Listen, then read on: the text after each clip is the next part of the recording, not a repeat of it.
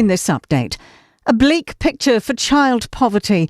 A new Ministry of Social Development report shows almost 169,000 children were living in material hardship last year. That's up from 160,000 the year before. Kate Rickard has more. Taking essential costs into account, more than 210,000 children in total live below the poverty line. The report says rising expenses have significantly lifted hardship since 2023. It says children in sole parent households, rental homes and benefit-dependent families remain the most likely to be living in poverty. New Zealand First Deputy Leader Shane Jones says it's a sad outcome for Stuart Nash to give up his candidacy. Nash has resigned after outcry over revelations he'd called his Napier opponent MP Katie Nimmin lazy for taking leave after having a baby. Leader Winston Peters announced the party had accepted Nash's offer to quit. Jones says Nash did an honourable thing to avoid distracting from the election. But look, it's not the end of the life for Stewie. He's got a lot more to offer in a variety of other contexts. Senior National MP Chris Bishop isn't praising new ACT candidate Paul Henry for a reference to Labour's leader, but says it wasn't that deep. The ACT candidate and ex-broadcaster was asked on Radio Hauraki to assign which leader of Labour, NZ and National he'd rather shoot, shag or marry. Henry chose shoot for Chris Hipkins, which a Labour MP has described a death threat. Bishop says people shouldn't take it seriously. It's obviously not literal, it's a game, as I think most people know. It's a bit weird for a guy in his 60s to be playing it. Residents in Wairarappa's Greytown and Featherston are being asked to only use water for essential purposes after damage to a supply pipe. The council says water is still safe to drink. That's news. In sport, former Silver Fern and MP Louisa Wall is critical of Netball New Zealand's top brass, CEO and chair, going to the Commonwealth Games, while ANZ Premiership contracts conclude at the end of the month, with no certainty around the players' future. Wall believes willing saviours are out there, or there's enough interest for teams to rejoin Australia's Super Netball, but can't understand why Netball New Zealand hasn't acted before Glasgow. You believe in gender equity and equality and opportunities for women in sport. And as a board member of Women in Sport Aotearoa, I actually implore you to come forward. Don't wait for netball to come to you. You go to netball. That is sport. I'm Raylene Ramsey. 24 hours a day, 7 days a week. Radio Samoa streaming live on www.radiosamoa.co.nz. Party rock! Yeah. DJ. Every day I'm shuffling. Let's go. Take it. Hey. Let's go. Take it. Hey. Let's go. Take it. Hey. Let's go. Take it. Hey. Let's go.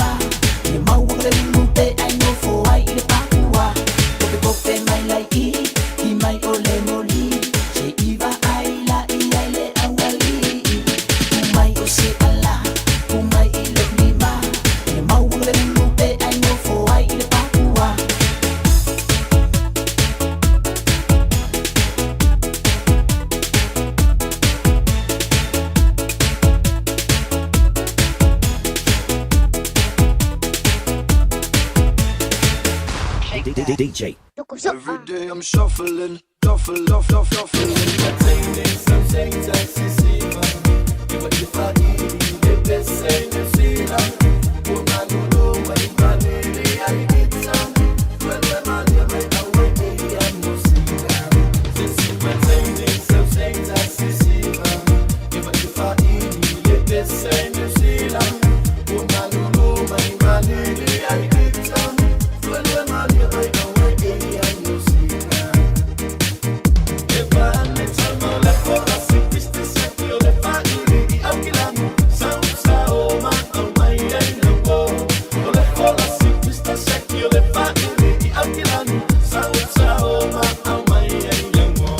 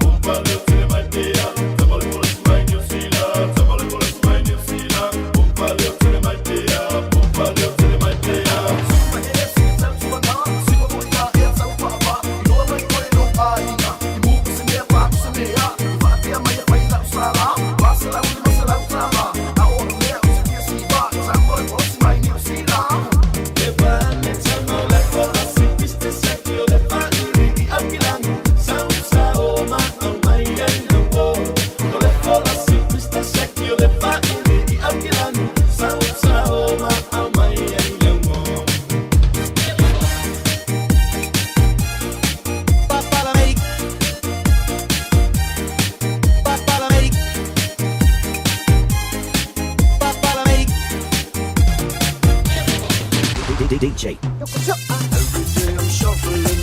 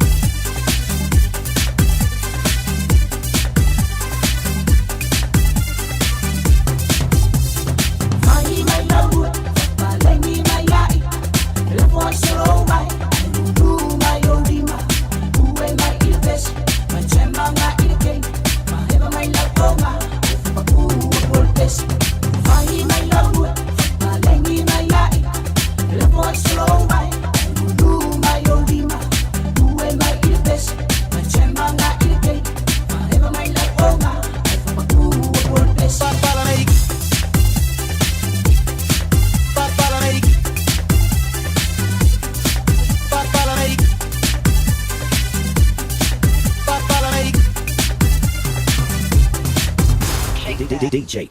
Every day I'm shuffling, shuffling.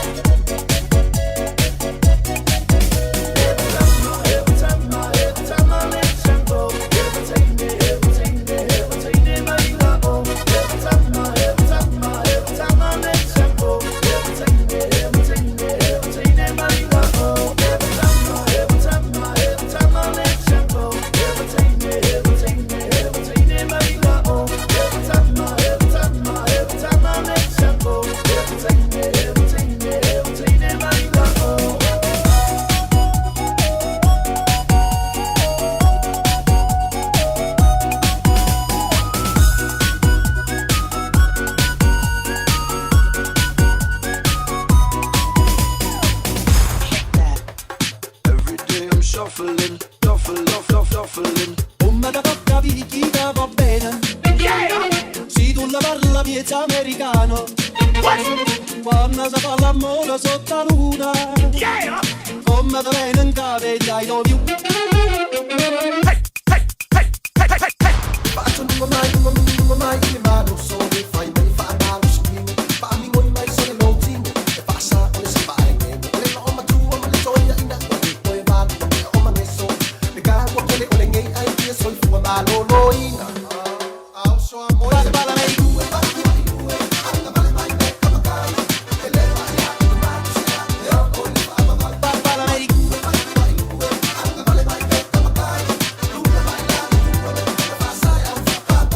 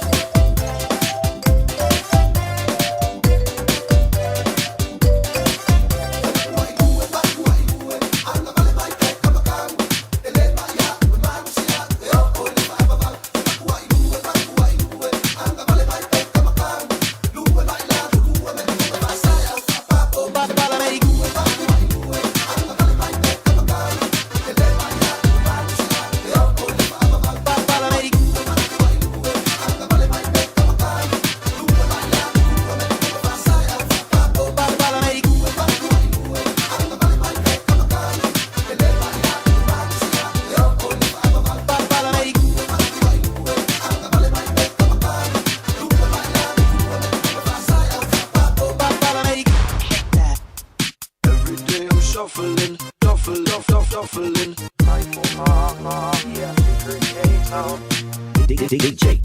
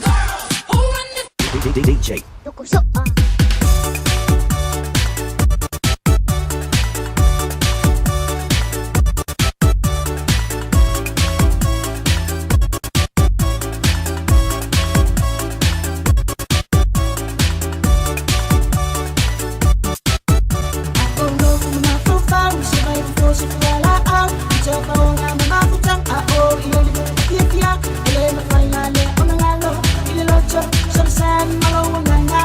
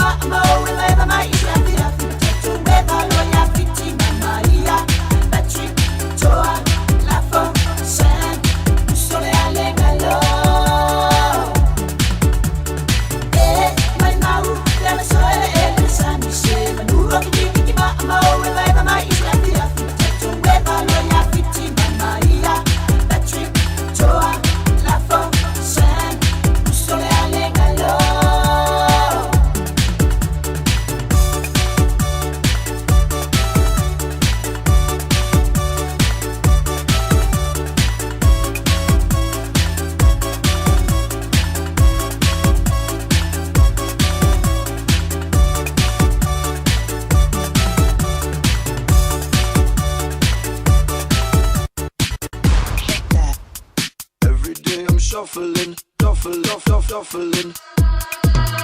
Like that boom boom pow, them chickens jacking my style. They try to copy my swagger. I'm on that next shit now. I sold 2008, you sold 2008. I got that boom boom boom, that future boom boom boom. Let me get it now.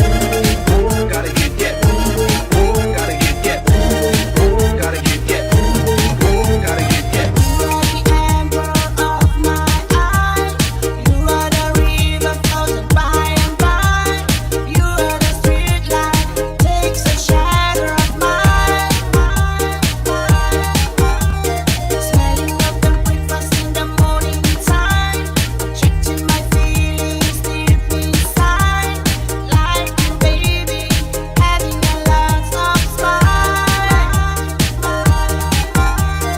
You are the only one in my life. Be with me to the end of time. Baby, it's mine.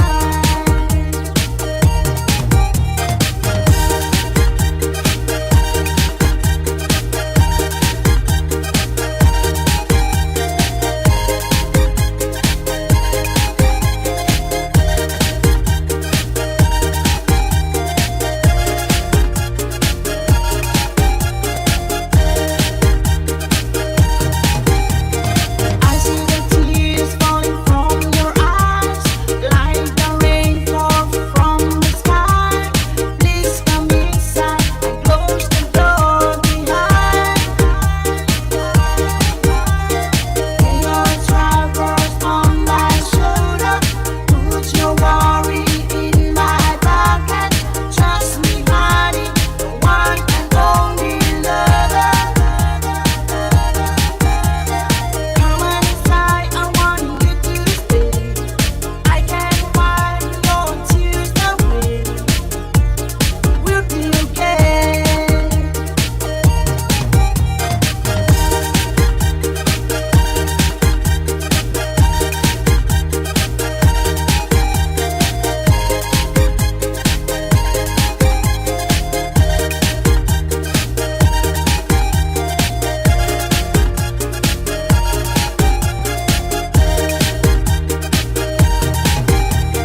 Highest mountain hard to climb, just a star far from the sky.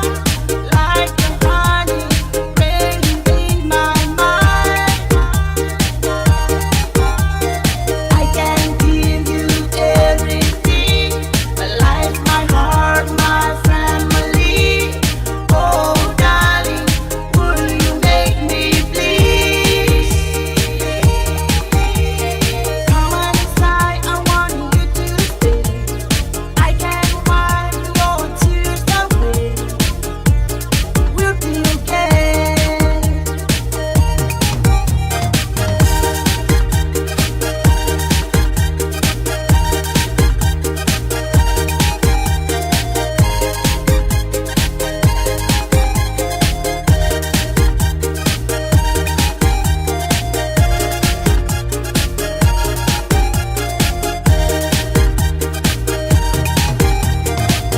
DJ. Every day I'm shuffling, shuffling. Let's go. Take it, hey.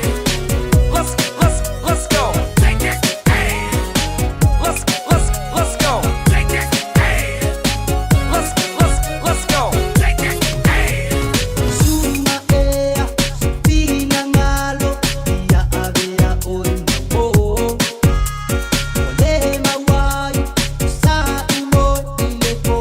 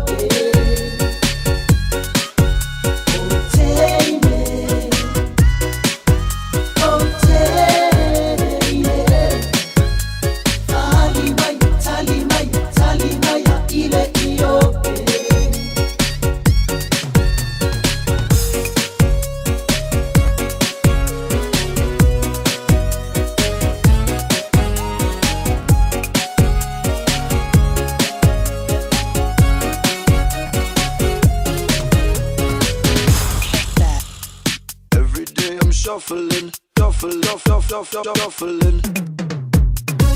Let's go. Let's go.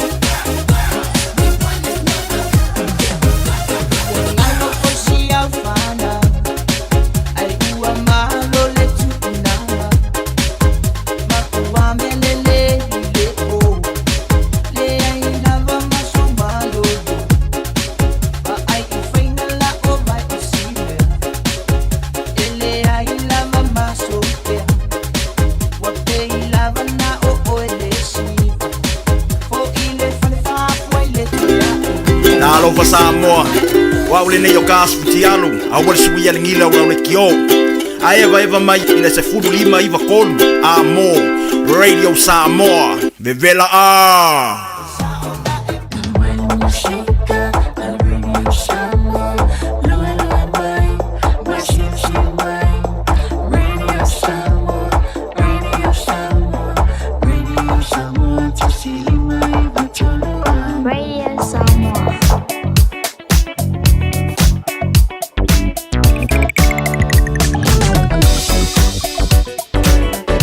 Tavi tole mai leo ua luas pu Fabi Lute ona tālo le tolai fitu. Tālo fitu si pēr mano tātou tano le winatu muli muli. Tātou tala e pei on papunga e le sōr tau tōma au tanga vai tipi au tanga maia. Ta tono lo manuian mano tātou tano. Ile ne fo i vaenga le fiafi o le stofi pa tapiti o tātou ngā nuenga o le veas. Ea le fo o luas pu tolu i ulai lua o duono. Wanga fo le paisiunga fo i o le hoi masina lona fitu o le tausanga lua o ono i msangabi i ai pelo tātou atua. Sto venga dungo le awala le nau usi le fian malo le tātou tano lai tō le lau papa o matua le mua le sao le traffic mai tai au pani anga i dungo le lau papa. A pai te ui atu a whai asi poloka muka poloka Green High Bridge. Ia anga i atu i Hobsonville Airbase. Ia maua tuoi leo le malaiwa le kuainga sa po e iwa ai o sa mo yaso i whenua pai airbase o makoa slowa le traffic anga e atu ngā i Messi, West Harper, ia mau atu ia Royal Road, Townbarks Road, ia ngai mai po i Triangle Road. Hei leila wale pai mani, a mai lunga le lau papa, se vai ngai pēka tanga i Onewa Road, o makoa si le lo sa vadi. Ia kawang pai kawai po i ia whau tauta leima lava pane pei lunga le awana, a pai po i hele wane na wane onsa.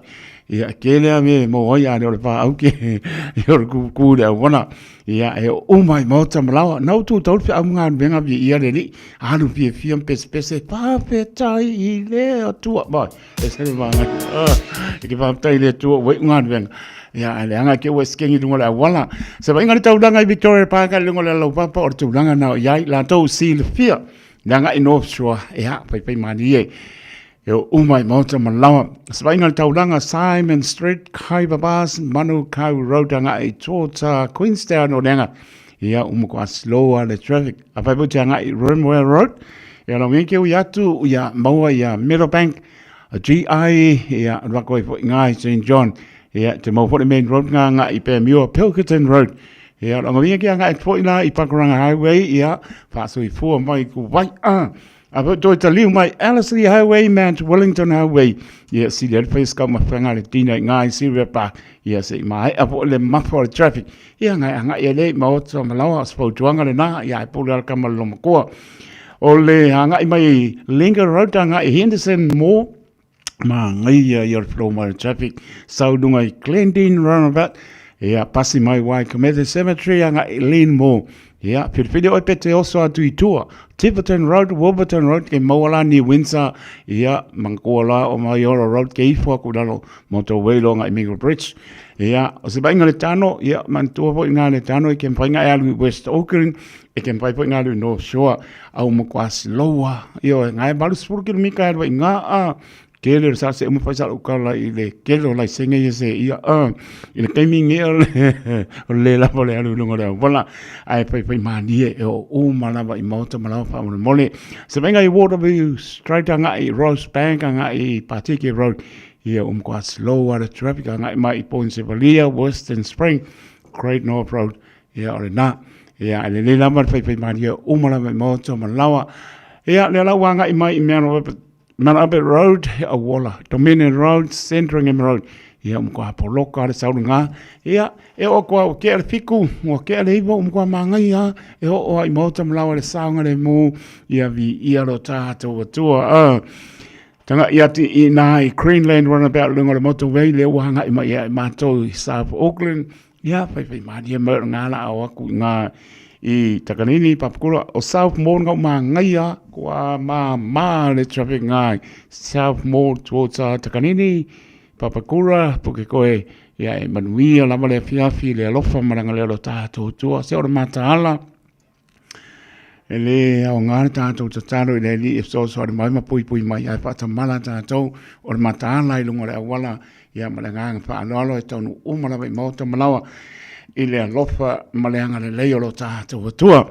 So venga nai lunga le awala mo si fil mano tātou tanu ia a o anga ia tfoi ia whaasonga mano tātou tanu lungo latou lungo le ala ia pela mana fautua ina awar whaangaina telefoni ia ta awar le mole pasia moni tanga ele kamakau nga bale kamakau nga bale ia awar kulier sa wale lo kamangai o mai nisi pange kanga o le vana o le langi mala langi tulo le ngana kulia la malo sa ia fekau I kongo le mole wala ia le la tanga I malama I lungo le ala fa mo mole sa ngole mu ia tele o fai lo mai tu la fono o solia tātou le la se lungo tu la fono ia manuia fo ia to le tulu I monta malawa I le anga le le lo tātou mtai fa fo I lenga ia Pale sala fai, talenga ya ponga mua, se Mon Francis Yohane, ma le whiunga le a taua sa mea Aaron Harrington, a no tau tua tunu.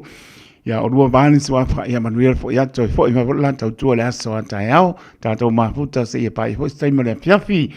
Patala batu le ngang wha anono le a toro tātou tunu, mai lava I munga mo lunga pa ia se o pito I titi, tā lofa lava, ma lo le sau I fua manuia, ma lo fo lau bi ia le li, I lana pule wha sau I fua, to so fo le lo tai alo tato ma puta I lunga pa ngaro e ile tau tua fa wa le radio Samoa su lema eva todo a mota lofa nama pa ta lofa pa au tana le lo fa tuna pa reso staff o out to nei ya mai se to video to suina le vai or so fo ni nganga mo ye malon maro por pa ta lofa tu ta lofa nama pa ta lofa ya tunu mal malo le tunu lo eva mai tunu mal fa ta lo to ta lia ina mai o le tautua wha le radio Samoa su lema e matoro a mota lofa lama e le whangarunia le tau lia whala efu ma pusio to whangar manu le tunu o lo whata o to lia I so se mauta ngase I mauta malawa iau to ora nei mātuno e mau ia o wharopan pata alo patu ma lofa atu le anga leo le li ilana wha mano longa lo pa iatu ia maua le marosi tātou te au ngā mo ia malona ngano alofa te le atu la tō turi pasalanga ia alofa atu mo tō pawe mai se lau fie se lau lau lei ia ula ngona salamoma fo I le rii ai manuia tu dinga o tō pasalanga alofa atu I alam whanau ia mai fo I a o onga mātango fie le alofa le rii e se mean wha kau wha alua fe sasi a neias ia pela mongo whai atu wha soa awale naina I lo ta mama lo tina pauanga ne ala pa so ai mai moni al pa so mai lo ta moni ma lo tina moni e te alu leisi aso so ai ola o mana o venga ngan ka o ve mai ai le lava le fa so ai ta tala ai ia lo loto le tamba martene se mo ne fi al fa ya onga se mo ne fi lo so to pene ia se me au na fa sa o ma se me kaunga so la pule ai o e mo matua ia ngai al fi le leisi aso ia apa ya tua sa no atu lo tama tau no atu lo tina me ton fai ia usta ia ta o tau su na le ngana fa lo mai se le numertas so I fo ai tau mātua mola e teitu. Tau te mātutua wa ngoto i tau loto vāne whaponga le tunu. Ia manuia o tau a onga, manuia o tau ngā luenga. Ia, ngai arule ngai lua pore koru pore wha. Ia ngai mātango fies, roro mi rute, tā leo le tu lai fitu, tāle fitu. Ia, tau fo I tau nanta tau tālai peon whaponga e le so, nei musika le piapi. Ia, o le eva amarasiva, ia o ua maru,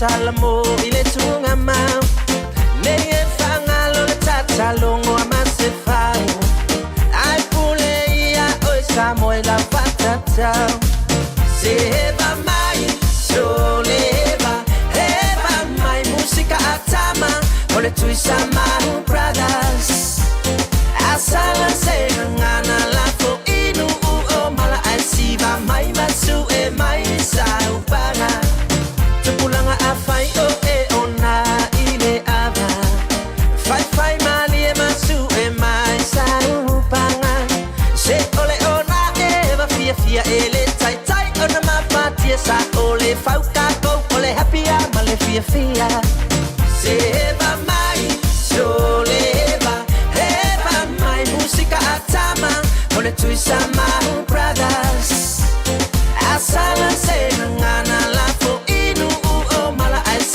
mai masu e mai saupanga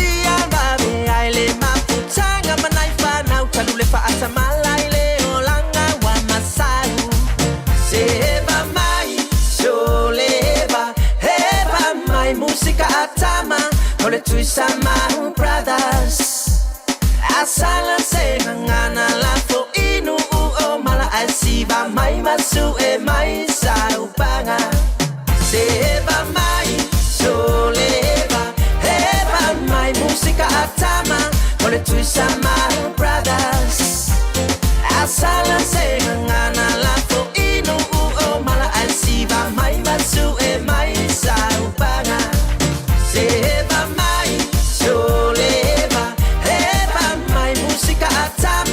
Ole tui Samahu Brothers Asala se ngana lafo inu uo mala asiva mai masu e mai saupanga Seba mai soleva Heba mai musika atama Ole tui Samahu Brothers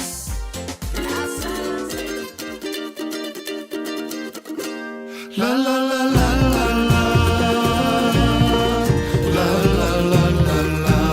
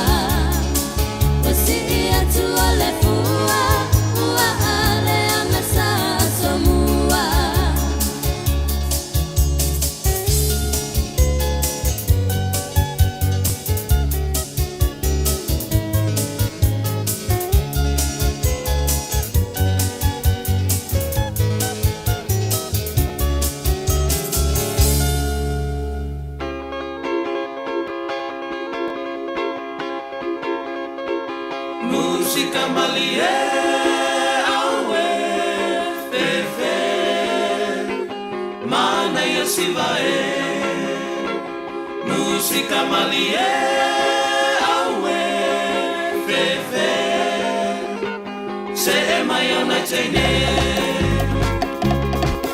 Usumai la pese malie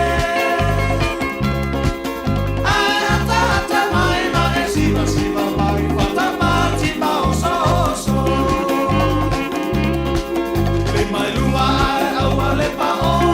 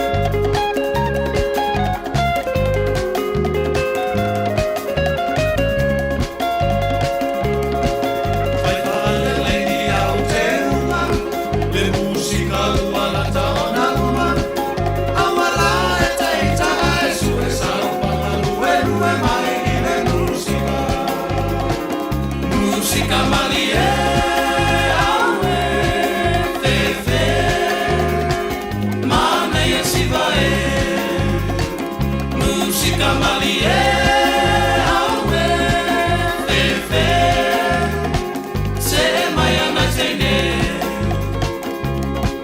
Usumai la pese malie Ai atata mai mai siva siva mai patapati mauso so Ai atata mai mai siva siva mai patapati mauso so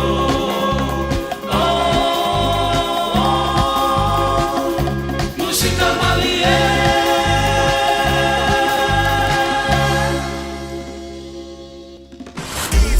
Radio Samoa. Taslima Ivatolu.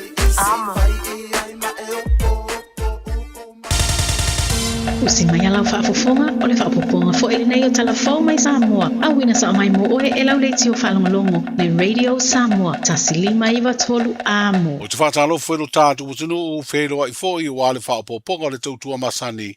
Usimaya lau whaafonga. O tāpā nei e le ofisi o le komisi o whainga pālota. Tangata pālota e ono a whea fitu se lau e le whaia lātu pālota. I le teimi o le whainga whiriwhiringa tere le tunu ia au kuso le tausanga umawae. Ina ia o atu le ofisa e whero ai ai.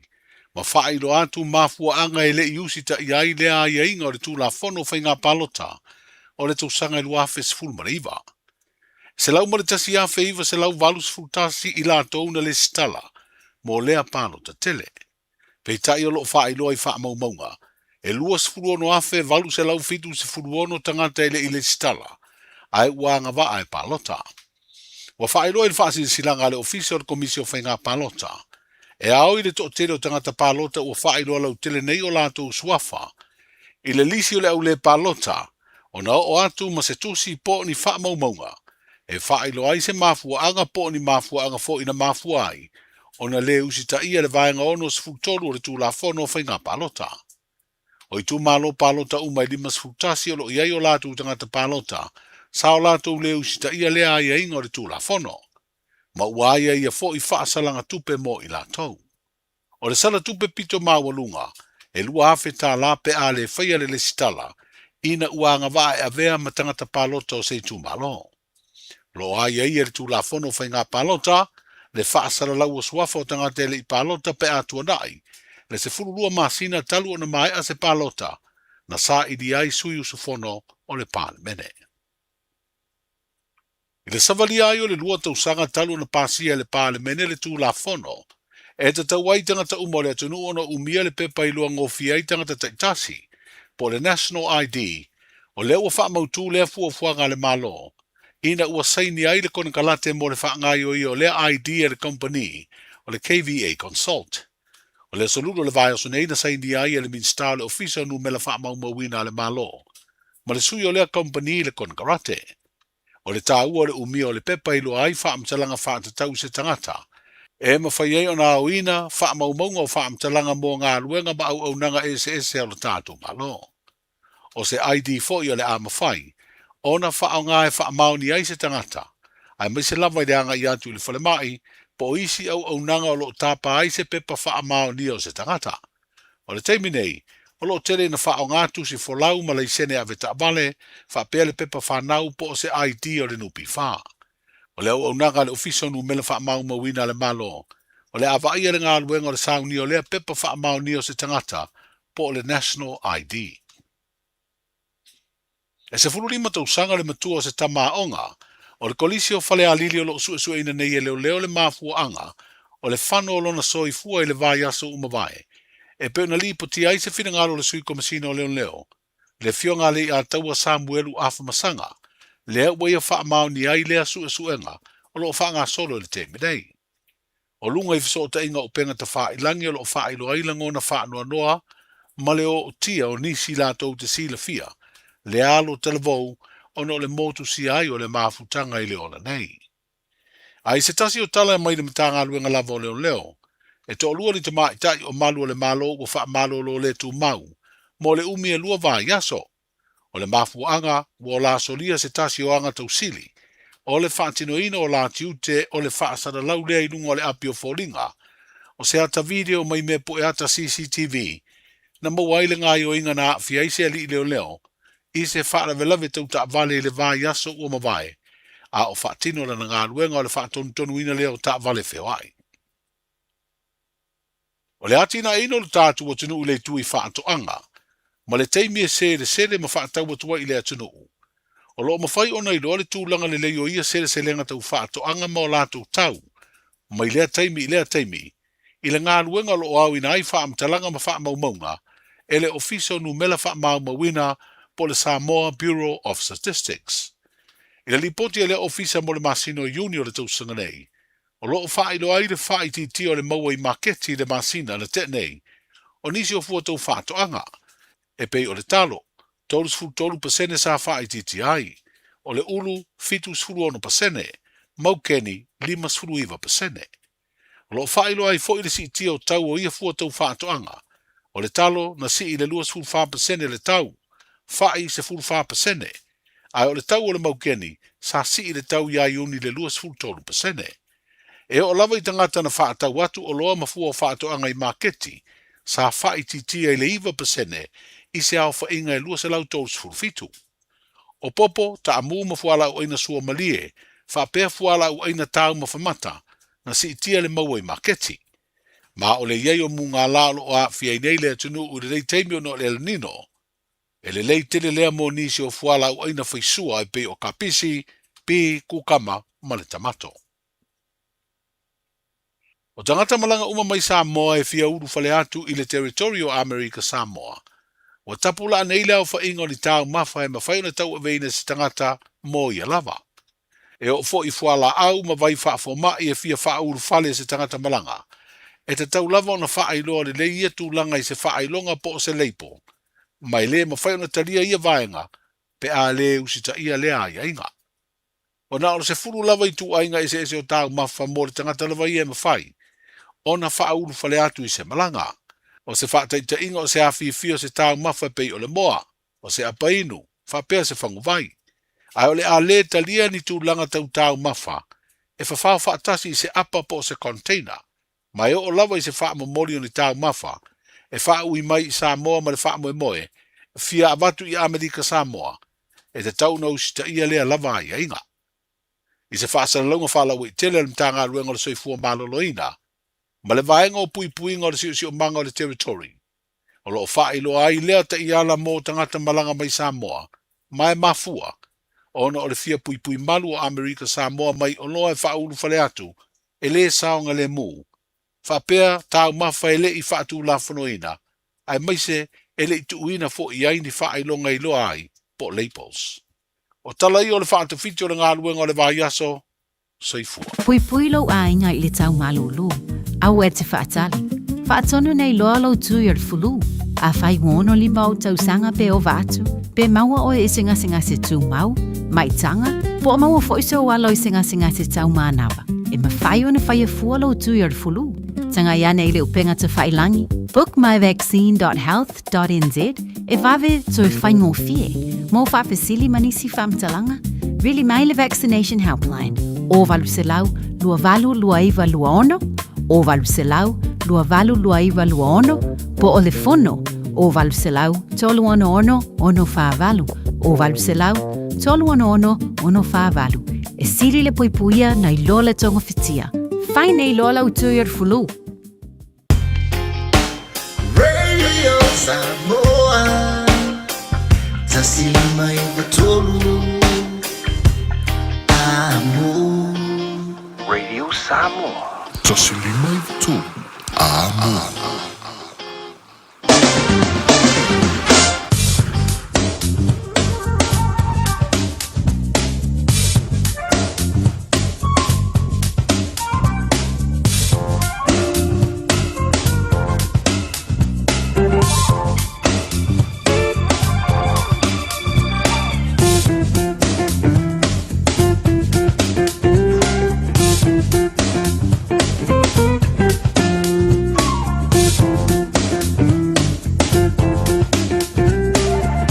Whaponga mano le atunu le toi awinantu o tātou tala e pen whaponga e le so le tautua mai au tanga mai a tipi au tanga mai a pa moi moi e le alofo le li momoli atu no tau so ispore tātou wala le aso atai au toi whaponga o tala mai si o tātou tuno o Samoa. Sa wenga tala le tau lo tu maunu mera pa mawina au ki lani spuru ono lona maulunga lo iai malona manu lule poe balu lona maulano sabili angi mai sau te sipo pa upo nai ti munga au aoa niti maenga o au ki lani winga po nāru tau e ali mai le asa paraile pa uti munga au aoa spuru ono po le mera pa mawina mo anta e au baba e atu o lona manu lule poe atu lona maulano i leipa ai au aoa lava pa uti munga anta e au winga po nāru tau le asa to nai e o kula male sa pa uti munga a wa sul pa bela pa mawina ila sto na e malona manulu po balu no maulano sul lima le bela pa mawina na sa ya malona manulu po kwa manulu o tulo na maulano i leono sa venga nga te pale mo la tota pena yai ya was ai a mai mona e sa ngale mo wa sa vali mani pale ai ke adu pa maku pale tono tau le so Mama atu le so anta yao e o na stona ia sa son fua e oi e ai pudar kamal lo makua fa tuanga le radio Samoa sa vali fale ia mo marku fai maroka ia ngai sa fai tono lo mo tomo lo lawa ia ai pule lava lo fai italiana met so fo mo la inte so ia ai fa mai foi e oi na ma lo fale lin foi mo tato e ma fa tono ai e ara ko ia ai pule lava kamal lo makua Patalpa si o tātou tunu ui Samoa ia e tātono lo pa ponga le tautua. Tasi ona te maritasi pa mo ia lo pa tele atu mātou lo au mau e tunu ue maho tātou peloa i pe tāo sanga mo lia i le aso ma le aso. Mainga si o tātou tunu u lai pa mai mānai o le tau. Mānai le tau si o tātou tunu u alo awaoa loa suru iwa le bera pa mawina i Samoa. Ia lona maru le peapi lua su lima mana tua e lau talo. Tunu o tātou e pele o tau pinangalo mo tātou loto. Sa mainga ia pno pa atoa lama o lo pa penano pa uti munga e le o mamapa au au pa salo atoa. E o mai kai waka, pasi kai waka, walengi maa moe. O mai siva deo aupani ia ua mamapa le traffic. Ia ngau manga i o mātu le timu e o mai lunga le lau papa. O se pa inga mre nau wai kato, Rotorua, Taupo, Taranaki, Manutu. Ia sa wenga na I Pay Plenty, King Country, Kisport Milk Spela mua Wellington, ole mkwa mafa ti munga awa pasalo ato. O se wenga na I nu utua o se ia pa ia lava klai stete mona nu utua o pito I lalo I sau po ale. Na ufa mano Lord Crusader, mo fa yaku iai. Awangi pe la mepa. Ko ki makale upenga waska ya mo mo. Ele le unga la ame se ima lo la piko fa pi fie la to su to mo la mi do te ele to la fitu sta venga na tale tau ya wala ba por clame fa nga solo ele ne fo I baenga ole va yaso tato yai ole fa ta fiti o nga venga e ya tato nga etu le so for ile ata ya o to la stona ya tato wo mo lo to la sa smela va ponga tato por clame ole ala nga upu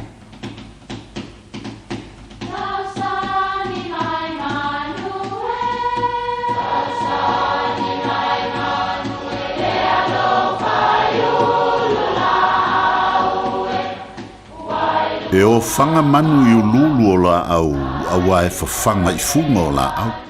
A o le tangata, e whawhanga I upu matala. O le mawhileo o alanga upu mamuanga ngana Samoa maona whaapongai, e a fua I lona si o mianga. O lona lea sao I le whaatufunganga o le iloa whaale aso, mai le tautua se ia o ina pule. O alanga upu mamuanga ngana, ua lanto mamanuina le tō whamanino a Samoa, mana tua fo'i, e tāo fitau muli le atunu. E le o le au lefu a ia tamali. Sa le va aitu la fale I tāu pou au le lei. O le winga le o le upu o le au lefu. Ai sa fai tau I alo o tamali I longa o Samoa. Awa o le isi le mafua anga nalai o na si I fale tau tū. Ina ia maua lunga le ngafa o le nu. O le mawalunga o se ngafa e malu ai le nuu i e fio anga ua fesawa i a lantu whaia. O le mafuanga le o le upu a wae le tāua le au lefu po le au le lei a e tāua le tūlanga.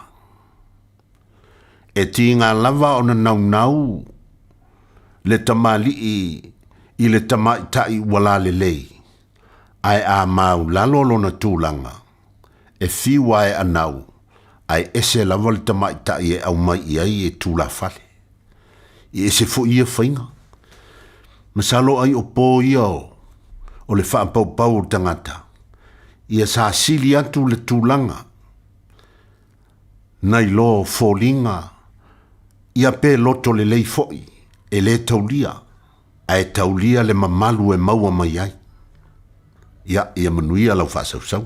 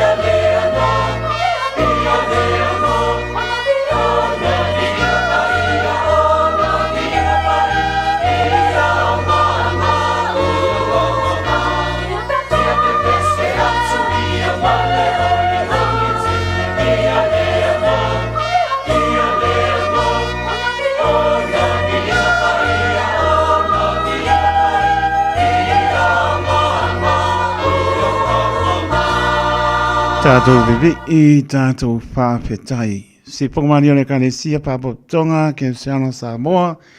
Mai manu reo ai lalo taita inga songa to ina ya talia te pane ao. Whale tua ia pēlo inga alo pātu mō lua. Ea munia luanga luenga. Tātou pātupatia I pēo le mātango pēo le lofo leri. Pō ne aso tausi mai. Le uru whāpo ma le uru whane. Le atoro tātou atuno I mauta malau lau pengaruanga tatofi. Papeina fo inai tu asin sina e lava nei along panau e ufo in pato tolia nisi nga se ortino pe ngai nisi o ainga pano no ai lef silingia fa maoni o le lofo le ri e tu mau ana tato bibi I le tua me sili na tsau ni ala toso I fo mana tato wola tu mau ia te ia o lona lava vi inga nei maso umai leo noa. Spuri mana miru te wate ale tu la fitu apor fitu so for manor tazo to no todo fitu tasi lima I vatoro no mera bala au mai ai tazo emaili on the air at radiosamoa.co.nz Facebook page ia malunga le YouTube channel mawale famano ia mai foi ia ta pen por proclam stato pese malia Peane ai sa mea lofa sa unia se pese manga ia mo ko to pa ta lofa te ba ngana pia pio la Sophie lo su tolo I lai lu o ono le mamalo tato no ia nai tu asin sina fe ngai ma manu lu lofa te le pe la bo maua me lo fa ta ba a lofa tu au kilani mo tu to o yo to mau sa mo no lu la tu Pasifika o atu no umolo ia yo tato tangata no wo mai masani o ai alofa te le atu mo tau malu atu sai le diso tātou mea pata alofa I lunga le apia polinga tarabatu tu mai tai peanga ia pa I tau pa u ia alofa atu mo tau sio tu atina ia piawina ia mo tau pati ia melia mele ainga venga mele ainga pe po I whale ia msiona ainga Watarabatu ia tiris ene masion tu atina pa tai ma pata mai ano pai pita sawa marpretua marnofo alo pa tai tene lama Pila stawa mo fam yanga lo fatu manuia fo ile maputa mai ne fiafi ya pata lo fo sia wo ya Ricky the man Ricky lo fatu ma no ngan bala au mo se uso ya Ricky la ua pasi ya how sorry o mama how like u ya no fo o ngai ele vai bela swimming pool ngai ke kofo ele maruru ke mingi o le ko ma fana wala au mai la Ricky la wa passe lang ben ngala avelang kurienga ya lau fo mai Ricky pai mani mai lo fatu mo lua mar fatu ya pe mar no falo ya me so ina yo lo tu a te mai ya po ya pe fo ile tina ya Elisabetta lo fatela tu ma na yo lua ma tu Ricky man via le fiafi ya pai mani mai le ben ka ngu man via ya mai la to mo la ma puta mai le tu ya lo fatela tu Whamanatu atu fasi sidanga lea mo le mato o fai pese. O mata tai pese maronga o mato pese tai au e karesia e whaka a Salisbury. O le afo le ono, le mano lo tato pese. O le ama noa tai tai lau a sapo sunga kanaki ma le paratue arena lo fatu. E o malanga fo ia, tamata ia fia. E ama tu fasi noala sa amoa e a taritonu. Patonu ina tato pese le po atai au. Apo le ono. Pamole mole pese ale epaka Salisbury ya sauni ai tato mole sa sauni mamau atu o folo si fonga mole ni o le opo pese pa mozo e anu luanga ka ai o folo lo si fonga I pese o bi inga le tu e ke pa longo kwa ke la ngona le mai le tu le ma losi ko fa le leilo si fonga ma ngia lau ka ulanga nga a me sa alu ngo folo o pese o ke sa ngo fo mai ku so e folo so fu amore ni lo pantu mo sky per tu amiliane ma falo pe po tai pese tai nga le lani na o to va mir va muli uso va lai nga pololi ya ma no falo le ko mal fon ka pe marca ko fon le so pololi ya fe do fo dem por tu am tosi ya mai se na yo ta so ma tu so ma to ina ma tanga pa le ngamo to ala ia la pangalo pa ia ta ape mo pono tato ile as paraile ya e ol vai as fo ia la tato pero ia ma lorta po ia tato e carecia mes fo le pangalo pa ia la tolo tato tru a lofa telet io singa pese ko manu lula fia Nicola ulu kalo fa Nicola ulu mat partua man no falo la we lungo le want to hear Liverpool ya lofa teatro Nicola Umar Patua man falo sini Australia lo leva mai sipo mai Casalina tamaki punga mai sis o pe wo o ya lo ka ya lo patu sani to pai ono kano pai ya lo patu sani pai ono manore mai sini Australia ya ma Patua man falo lofa teatro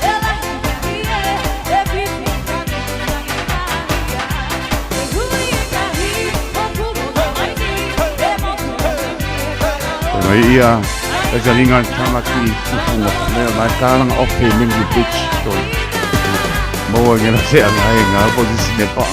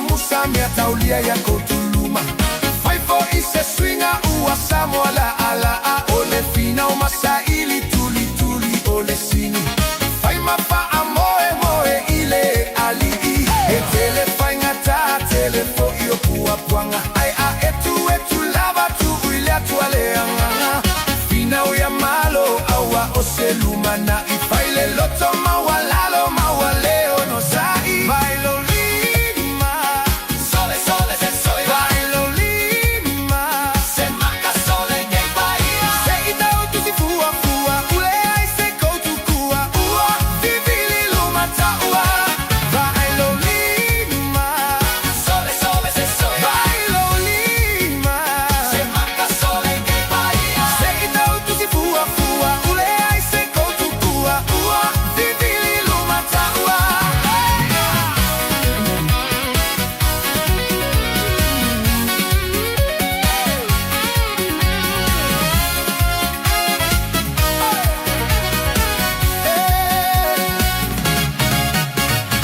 Ese fo I fainga ale au au ale paco Fai le mue alu I luma e fa ale ango Pe ole soy fuanga wakako ola aingei Koutuluma awa o se me alele Ole olanga ole soy fuanga E fai kala foi kangaka Ole koutuluma Male loko mawalalo E fa aina I se aso Hey, hey Bailo lima Sole, sole, se soy Bailo lima Se maca sole que bahia Se itau tu si fua fua Ua le ai se koutu kua Ua vivili luma taua Bailo lima Sole, sole, se soy Bailo lima Se maca sole que bahia Se itau tu si fua fua Ua le ai se koutu kua Ua vivili luma taua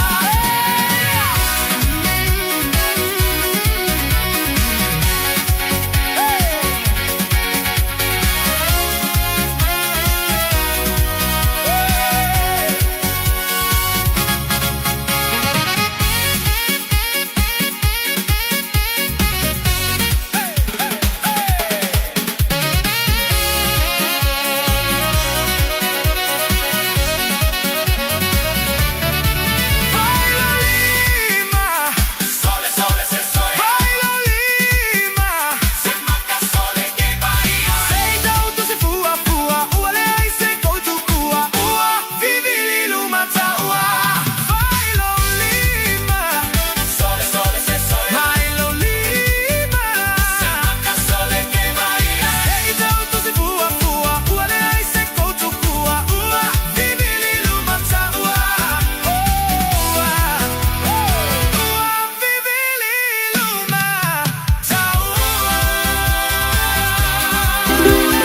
Nalo pa Samoa wa ule nei o kasu tialo a wale suia ngila wa ule kio ai eva mai ina se fudu lima iva kolu amo Radio Samoa Vevela a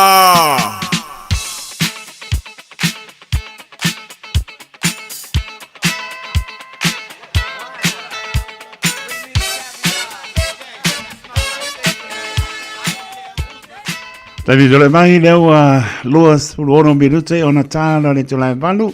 Ta tono manoli lau tampo inga Samoa ya o te ronei o te roa mau pia lava o mafutai ta tono. Olo i elfi le mua le li maota malawa tau si mai pui mai. Eo tapia na po i mana o longa le fiafi alofa tene atu mara ta tono. Pafutai sani tupai ono sili o nai mwao roma na fualo sini Australia pe po i le uso kara pai. Pira stawa wa koe o akulko kungu i Australia po le ai ke vai ngei manukau. Pira stawa lo vato mo roma na fualo. Pafutai lava mafuta mai me fiafi. Pira stawa. Ngā no tātou leina manatua a mai a ia pese wai kako a reisa mea lopa o le pese ai ma koe lau mea lopa mo tau e mala mai pēa pāpea pamniro a soifua patalvati nai a pēa wina ia mana no whalo pāpatai lau sunga mai tai pēa anga pa e tau pa o maro marang manuia yo laka po i fia le bevela o sa moanga o koe po i mai papakai a mo le pangsea Ana mano tātou laina malanganga pa alo tātou emaili apia polinga ma le YouTube channel. Ya. kakakiliat.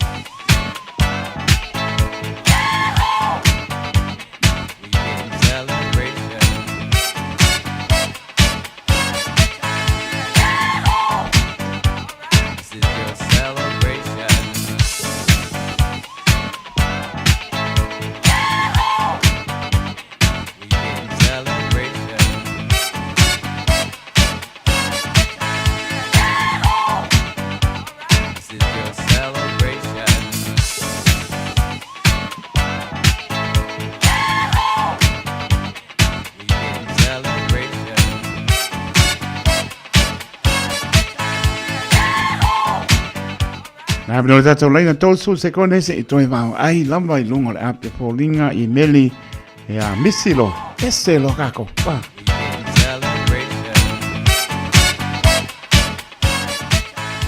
Maro la balon sai mai tā lopa. Ia, tā lopa maro soi fua e lau fionga tu taulan. Tai lava tina maro le mapta mai mo tā no. Ia, tai mo la manoa le whamanianga ma. No whaanga mo le whāna wale mai tai le a fursia langi tele sue Justin ya sone nei wa ato e 50 tausanga ia le tua whaafo e vi inga le tua i tausanga tele wa ulia mai e ia a pena ana whaamania le tua ia tua whaapopo ni tausanga tele mo oi a wāringa ruenga le tua ma leo o nanga I so spea me se tau singa le ainga ma le whanau. Ia, whanau ma le tina ma le ainga umai Samoa. Ai me se fo e tonu e New Zealand. Ia, whamania le tua ni fia fitai tō. Tai lama. Alofa tene atu. Nia mana o longa le pō. Soifua. Ia, soifua ia, soifua. Maro soifua tā alofa? Soifua manuia. Whawhetai, maura tā manoa tina? Whastai lawa tai tōmula manoa o whamanianga la whanau o le atali I a wa o manu. Tofi, ine manu kau. O atua le futasi o antausanga e vi inga e fo I le li. E o lama le malosi. O e fo I le atali. Talo le li a whafuoloa le ola. E mo fu e ia le whamalo longa mai le li mai tino mai mafufau. E a veo se la me pa sulu mai a veo ni me whangaluenga le li ni a soi luma. Whamanu ia tele le li le aswhanau san. A lofa tele atu mo oe. Mai o matua e me se lo nana lo au Samoa. Whaftai tele lava mo le avanoa taito. Manu ia la fiaf. Ia whapena foi. Manu ia maro longa le pō. Ai lava. Soifua ia, soifua. Ia, kasi a misi lo pese lo kako.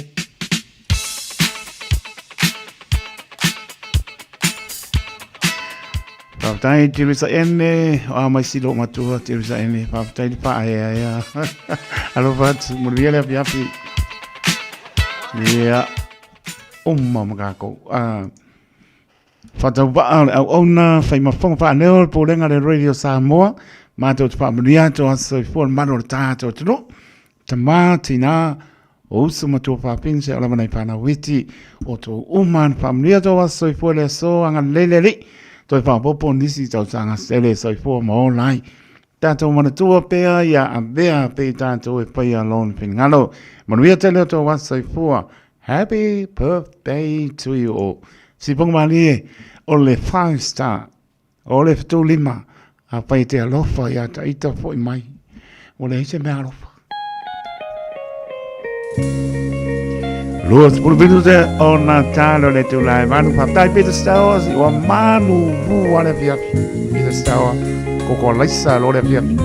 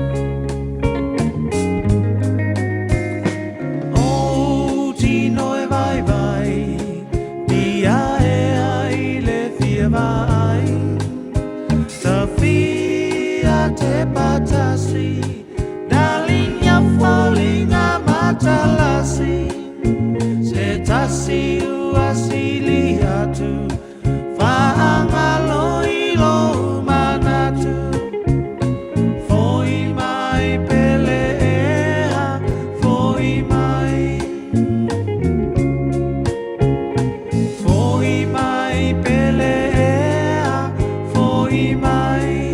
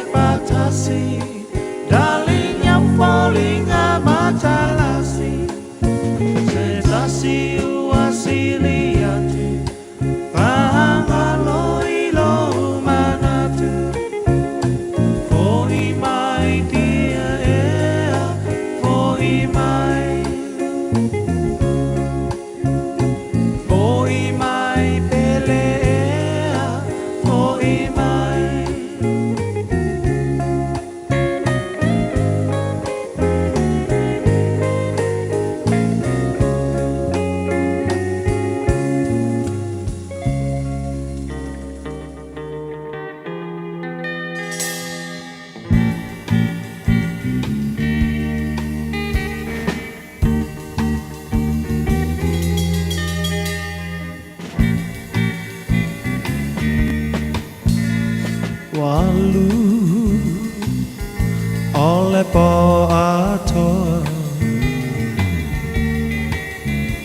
e maua sa umoe ilo manatu atu ya oe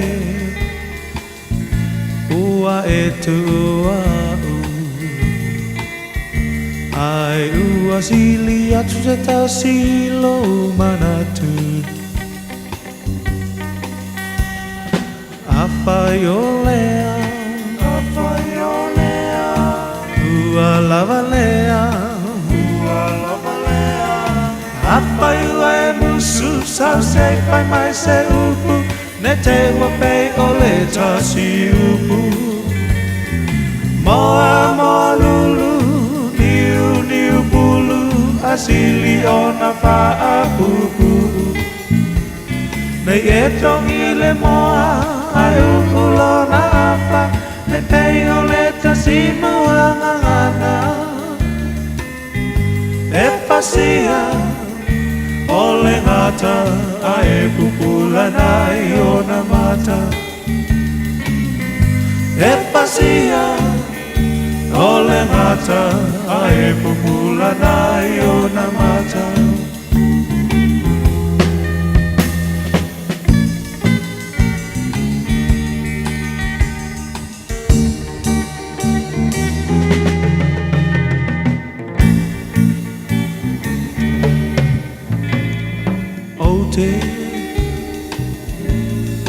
mana tuaina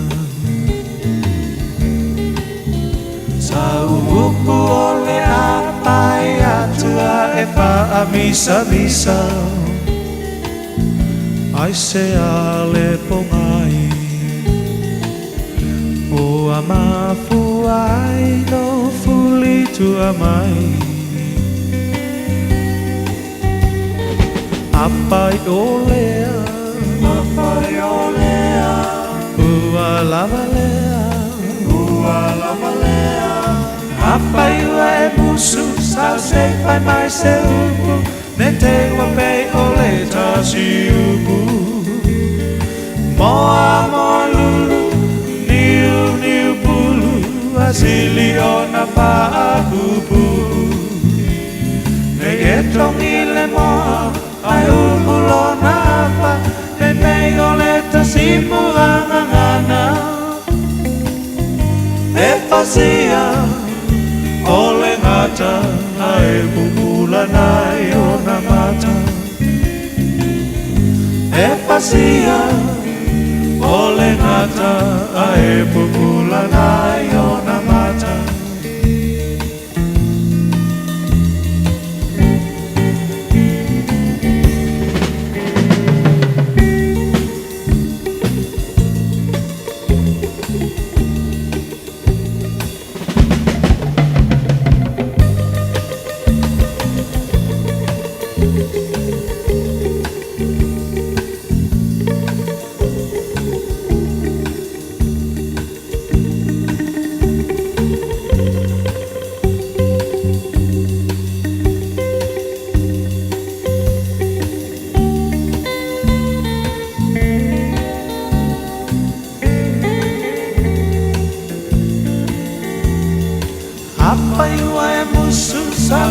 by myself, ne te wa pe o le tasi upu.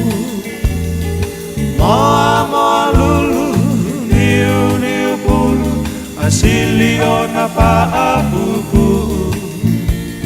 Ne e tongi le moa, ai umulo na apa, ne pe o le tasi muangangana.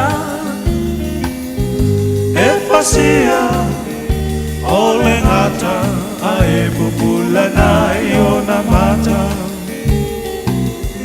e pasia ole ngata ai pupula nai ona mata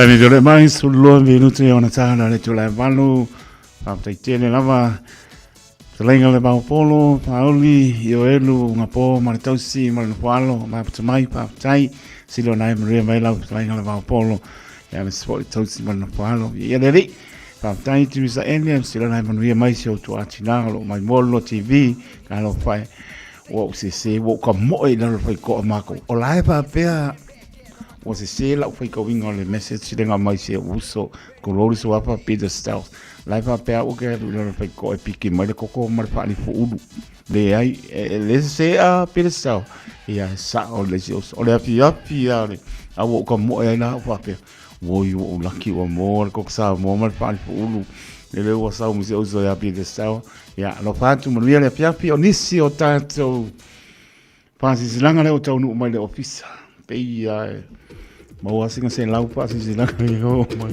o ka ma le o ke FC sa lo lau pasi silanga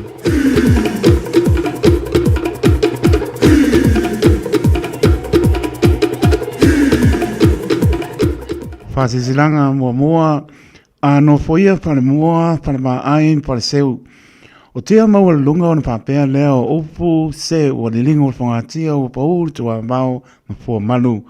O tangata loa loa le vau pilipili ma lea sa asa ngata. Ona mātou whātu lo lea sa moa. I o pa ia sau sau ngata o le ale o iai so mātou leo tu lo lava. Pasi ntono le nei wha si tiranga i soli uma o anam tam whanau le fio anga o popo o savai. O loa lalam papa au i au kira nei. Ea mso se tasi e pia tongi sana maa ea awa lawar wha moe o le toi fausi a ino le manu tā puai e pakansai tu tonu o tātou no.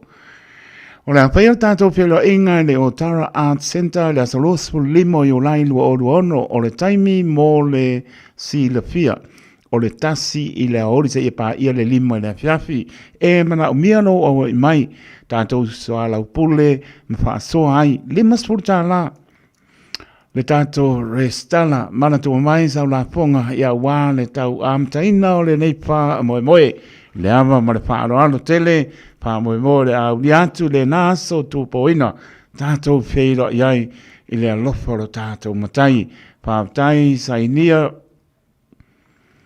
He whai lau tusi male lau lau le mautanga o alom tampana o le whianga o poa poa. Maia,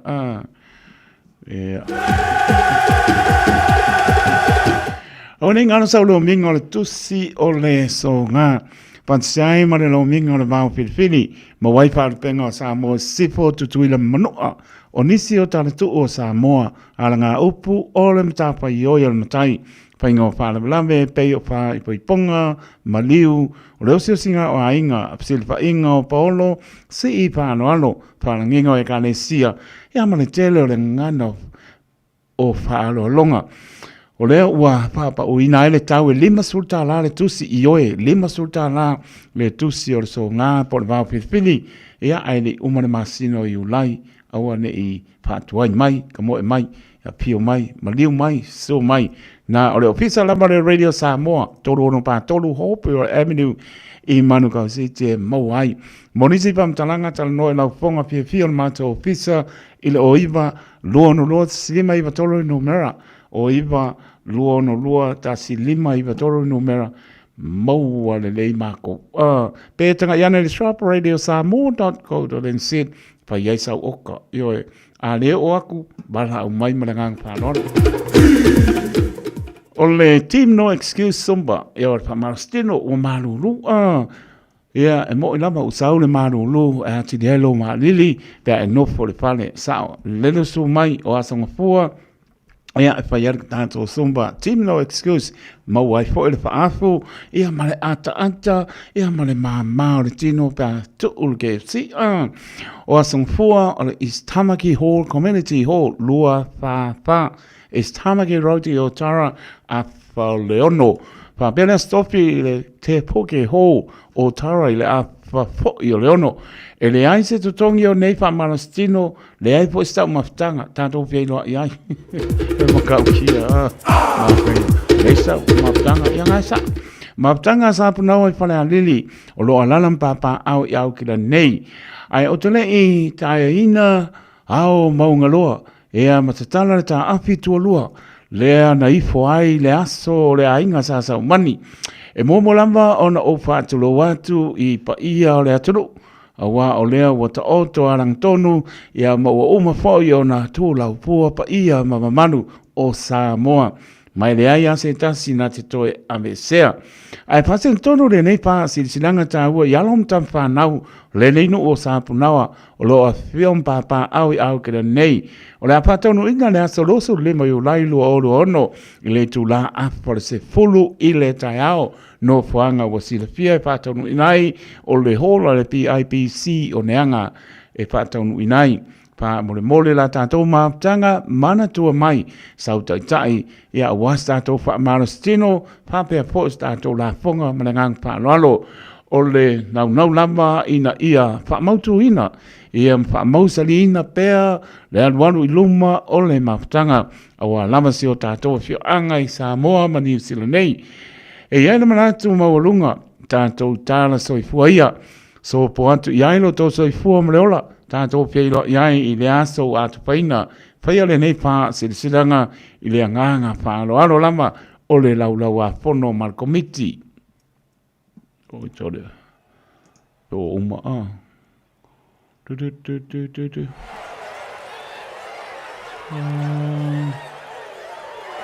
Haere ima. E mo malesi mori na, aru po lesi mori po uma.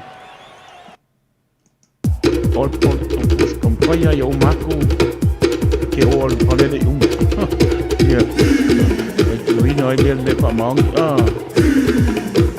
ya l'espace silanga o le anta otoia fa maene o i o tailo loto pa i o Samoa e a fu mai i ona tua oi de one o le uftia o le mataisau o le tui manua se pa ia le moto na fanua o ala manu e tau wilo ai ma lo tu lo lama au le nei pasi zilanga e pasi tono yalom whanau po lato uma o e na soifua mai i le tina ya ana ma lai sua tilinga foe o salavanu ua talo atu mo le nganga whaaloalo o le awhaia tatou whiailo inga ona ose mata upu ta ua ua tu lai mai tono lo tātou ainga fōtu ngā lutene i sa la malu. O le awhaia lea i le aso loso le mai o lai lua o luono le tu las furulua i la oli. Tu atusi mō silfia numera fitu o Wickman's Way i Megre East. Pa mole mole, pa utangia mai le nei pa asilisilanga ta awa. Ea, o lo le awa i mai, ea, ma ngai alfa kuanga, ea, o le ale tu uai le pitangalo, ua autasi i aile ainga. Morisi pa mtalanga, e le pa msao tai, le olua lua ono varu fa i varu tolu, olua lua ono varu fa i varu tolu. Pa mo mona tanto psila fa iai i le alofa maleanga leo le atua i le aso pa tai o sua kalolo pese sia opo maleanga pa loalo. I le ava male pa loalo wa talo atuai feilo inga o le tato wa inga e fia fa taunu ina i le masino se tema surono lua o luono i le nei feilo inga o le awhaia i le mauta o sia le ataua Ioane o ni neva se umanu whaau mua pe le ama i sa pulu i sa le longa. Tale tonu o le a whautangia mai le nei wha silsilanga molo tātou whaatasi umai. I le nei aso e pe on whailo atu so i fua ma ia manuia. O lo sainia le nei wha silsilanga e le sa o le ainga sa se umanu anateni sui uma walango langoina le nei wha silsilanga se umanu witi fono ya tā paonga ti asione sia le ataua Ioane matole a foa Iosefo whaaptai te le lama sore lae o mai kama sole ele kele a je piko sole la kama whaia ia ka wasika ko pesea e papai poene ai la toto i le fiso mo na lau ma to te leo to e whalo ina le apaloloa Io pa ia whaalanu ngata sa moa e le aia se mame po se poto na te pao popo pe to ese se iota o pa ia lava ea mai le mamau e o i le wha mamau ai o le asu i tonu le mata o le niu ea mawili tonu le ifia maina le aunga ma le wha pongai o le nei wha silsilanga ta ua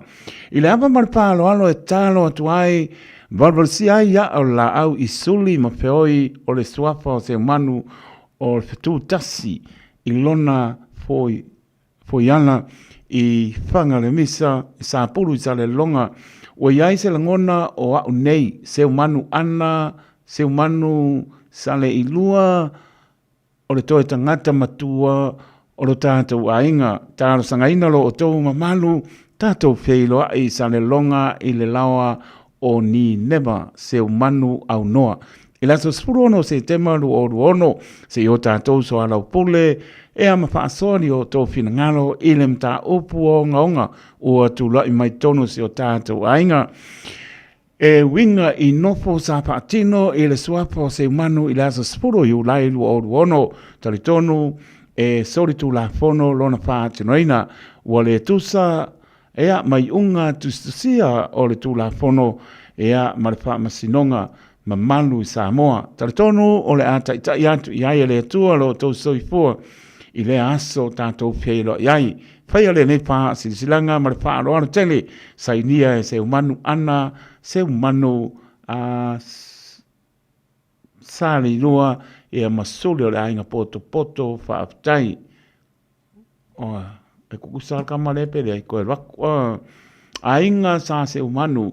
I lewa ma le whaalo alo e tālo tuari pero inga le tātou ainga e fia whaatanu ina i le masina o se tema spuru ono le tausanga lu oru ono le nei peilo inga le awhia le mauta sia le ataua. Oma! Ia, wharuakuranga wala whika umangei ang wharuakur kamanga.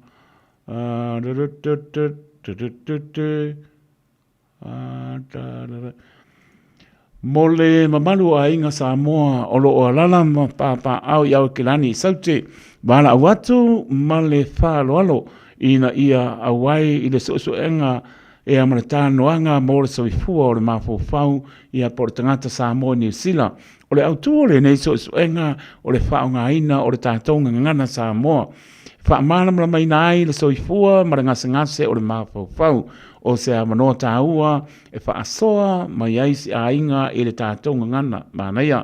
A whaisa e mana o mia se sosoani mai lau fō mai le GP po se isi o le ainga I mafutianga o le tino e a malangona sulua masina taluai fa mo le mole fa so tai mai e tatau ona amata atu sufitu tau sanga lo matua tala noa malama I le ngana Samoa e a male whapeo tania manana I pitolo o mangele o tahu papa toe toe manukau o tara mamanurewa e le awai I latou e ba la lata sotanga fa le ainga mangaia ma Dr. Joanna Muripola ma Caroline Marina Research Assistant talnoanga o neita noanga babaina I grupu e ta I lima I leono tangata I le grupu o talnoanga I le bao leono spulu ma le iwa spulu minute le umi so tai mai Dr. Tamale Joanna Muripola le telefoni o tasi iwa lima o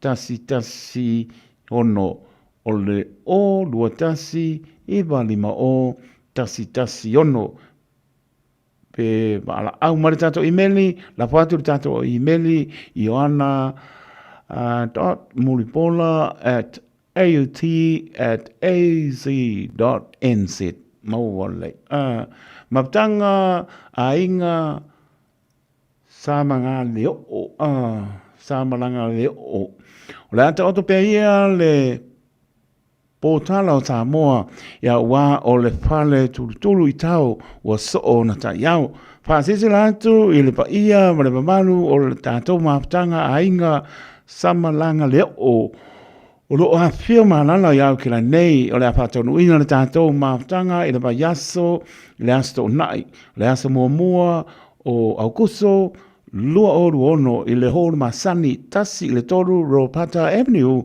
Point England Cleanliness le tu la su tasi le taiao o le taiao su tasi le taiao mo le silfia talo atu e tau o tatou o wa poto e yai mita upo e fia moa I aiso o tou Pina ngano, monisi vamtalanga so tari telefoni o ruatasi o ruono fitu o imafa o ruatasi o ruono fitu o imafa pa taitele lava talinga vai male malo yopu le au pepe I le nganga pa loalo ona fai mai lo leska malo ta end wa uma se ko vai kasia ke ia wa misi se pa silanga ia nga pei ai lea ta ita e tu o se la au ai o ia o anu ele uma whaasilanga tu lou.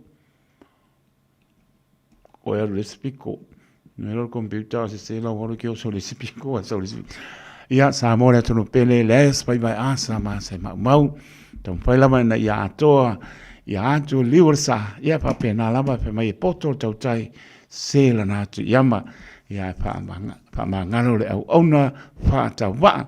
Ia pa mo le to ngan ke sano pus fa tasi dato ia mar tato ngan lue fa tasi tala no le o iba lo no slima iba tolo numera mo le o le numera na fa mo le mole o le o iba lo no tasi lima iba tolo numera ia pe sa o la mare tolo no pa tolo hope le avenue I Maracau City ia o le alama pa uta to tusi fa le penga le so nga mar le bau fili lima spultala e leo toi fitsfulu e uma loa iulai ia uma ma lima spulu ona toi fo I le fitsfulu pe atu sai marfa moe ia e lofa te le atu pa aptai lang mai pa amnia le tua e lau pa saunga I le nea fiafi ia pa aptai le pa fonga mai ia e masilama o le tau pai atu le au ona I tātou whāse silanga ua whai asi ke le fiafi le maa ngai ia le seki ar ki pankeke sau i loa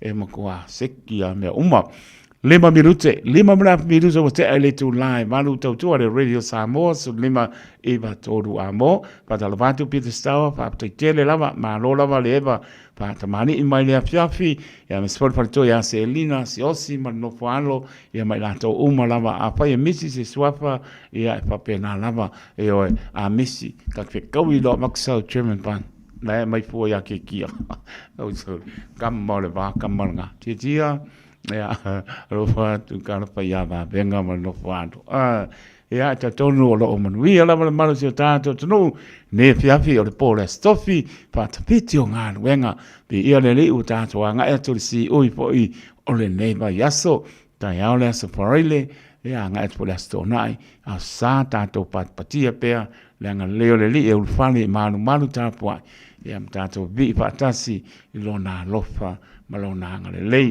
am le li nai musika e a pasato tala e a tua tale i vata longo sta tua le ona e fa tai e ma puta mai lunga pe polinga lunga le YouTube channel au klani marutu tua oyo tunu ma mau am via le li nei po mas uma lona lofa malona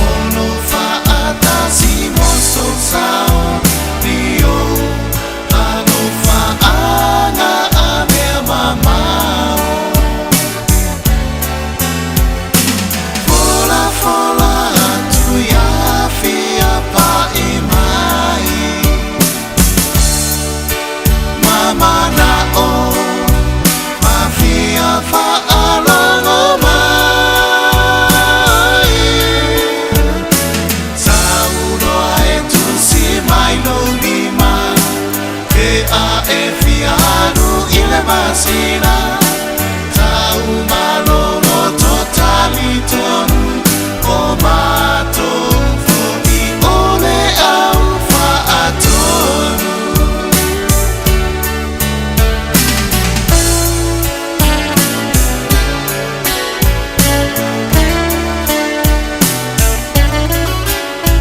Te mo'o ma eno fomai ai le sawe fa'amasani mai o a whaingata ono wanganga o te wha'ama whana ma'apea e tani oini mai alo wha'atua e whia mai ola ura me pa'ua susuru kia Samoa nei ti o ua tunu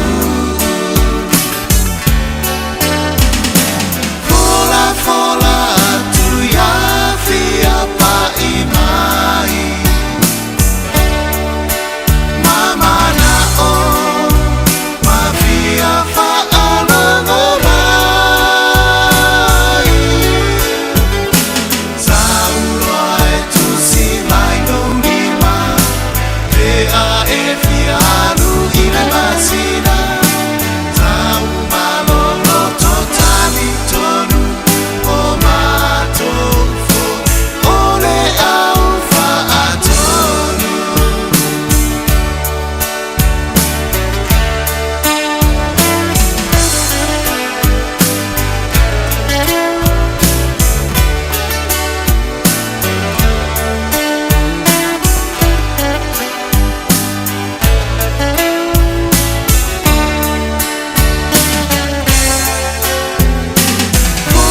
Fola atu ia whia pa'i mai mamana o ma whia wha'alongo mai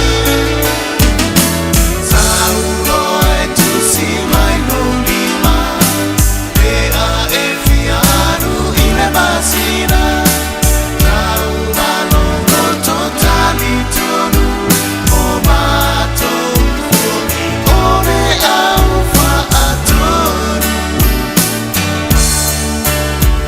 o matou fo'i ole au fa'atonu.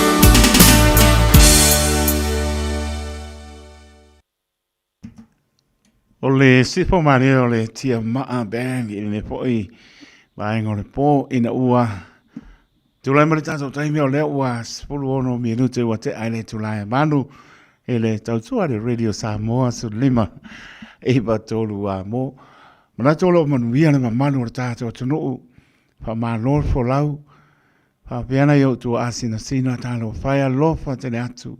E le whaingo whia mana whia ngai mana manu ru o tau ia e le whia no nofo ai o tau mane o tau pa ia mo tau manu nea tunu whia fo ia i lau e le elen soi fua am tātou vola e ai ma whana a ia lofa pere li ia ona a ao ma whana e wha mano lo ia te o tau tu asina sina wale manu luo whengai tātou le ato le tunu leo whengai manga tato whia le atua o lau se o pito i titi nisi o whengai ma ngase o le tino ia le wha mano longa ne li le whengo whie ia nisi o aingo whengai whano noanga o nisi pele ma tanga o motisia malanga maliu wha mwese le anganga o le li a lofa te le ataito ma malu le tātou tunu whia lavo e maputa mai ai ia lofa te le atu e man via fo le nefia fi ma pa saunga Samoa la tau lunga le ala non toi fa manatu e le spa tonunga e lea o ia lau po atam whainga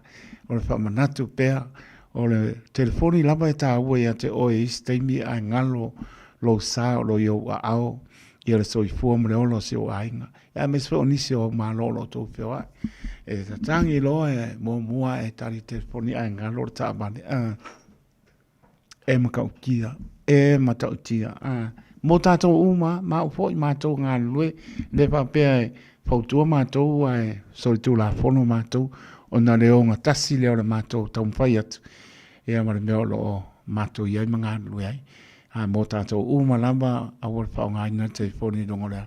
E saunga le mua e tau nuu i maota malawa pa iai. Ia pa pēr lama o iai le tūlanga nā iai fōni mea na watu o telefoni. Pēr pa pēr te loa e saunga le mua. Ai a oa tō tas saunga le mua le aura taria. Se tau nuu i maota malawa o na tali lea. Ta ua fōi le alualu le mua le i pāsia mōri. Pēr lama no pai atu e whaatata la ponga. Ora o kala bou le iai, ua maa losi le fua la au pasaina tu lo, ma whea wa i runga le awala. Ea, le ama o ono. Kamaranga u whea wa i fo le esel pāngika la whea wa i. E mōri laun me mata umare me whea wa i. Ia ne kuri akuri sa o ka ua. Pea o nā le li lifa i lau tau mpai atu.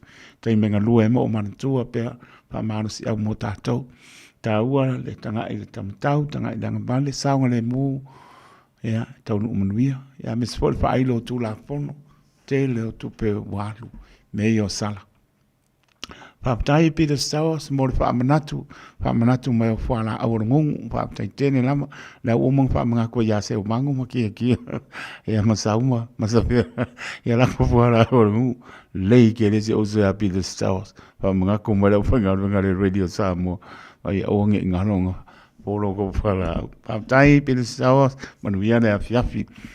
Lo mama ya tu le kanakua ngafi. Wai kau aku, sorry. O la wa fia afe ia. Tangata iwa se ia lai senge mai le. Mea fwele le ti Merritt's Point. Lea wongo kanangoa kwa iwa le siasa. Peno whamanatu fo ima kanangoa kwa ima sunga manuel malo ye. Sia uwo pa le uso bane swape atu mone wao. Siki asho. Ti Merritt's Point manatua. E umoloa le points pātulanga ina e fia. Ngau silfia se lau ia point whātūranga ina na e umolo apa pēnai lima usala so o kai luas pulu ia Ti Merritt's Point e aluai. E anga e keina ua kaungu wakulu leo e piki lo lai senge. Ona e malo lo ai lai. O bawe ku olo long. Ia kaka ie se ia lai senge le me leo le Ti Merritt's Point. Le whautauta. Meo sao sawa.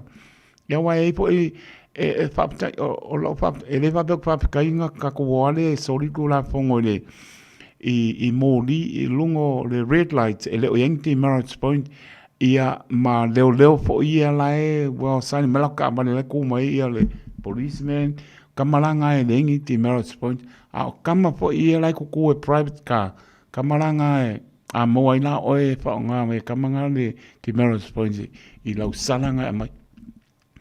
Mana tua la apa pe o se ielo lo senge. Okay, o mauti noa po ko mfain ko ya palai. Ia me o special license po ia o nga karuai. Sa ia le po fuanga. Wa kere kama po ia kere kupe. Kama po ia kere kupe pe pa ka longa i vai do na. Nga le sana ame la senge a palai. Wa kere kupe a palai pe fiel kupe a special license. Mai po la pa pe o le fitu le tae ao, ia umar kodu le au special license ngai mai au. O le kana le kusi oki. Ba ane an whaponga le tunu. E lea ia, ai se longa e alu le angi. E alu leo leo muka i kai oi. E mkua oba e ke ka alo pa sulua i kula. I oi, whapena na pa le sipong. Soli atu la pon. Ke loa lau o leo koe whaian menga le apalai o special license. O ngau whaka longa i vai kamangai kere kupe. Au awangonga se ia apalai. Ia. Ia la po le ko. Apa pela ko e mo o le se ia lo le senge I Ti Merritt's Point le longo winga. Ia o faula ka mole, ngau si le fi.